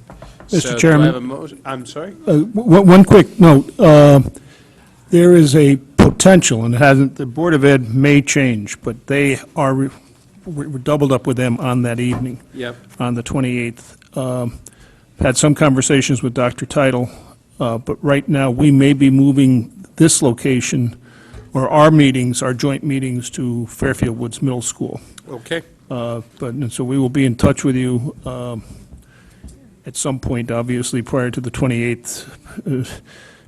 Same time, maybe not same station. Thank you very much, Mr. Hiller. Do I have a motion to adjourn? Second? Well, thank you. Actually, we have to adjourn. You have to do it. All in favor? Do? Opposed? Abstentions? We're done. Yeah. Thank you.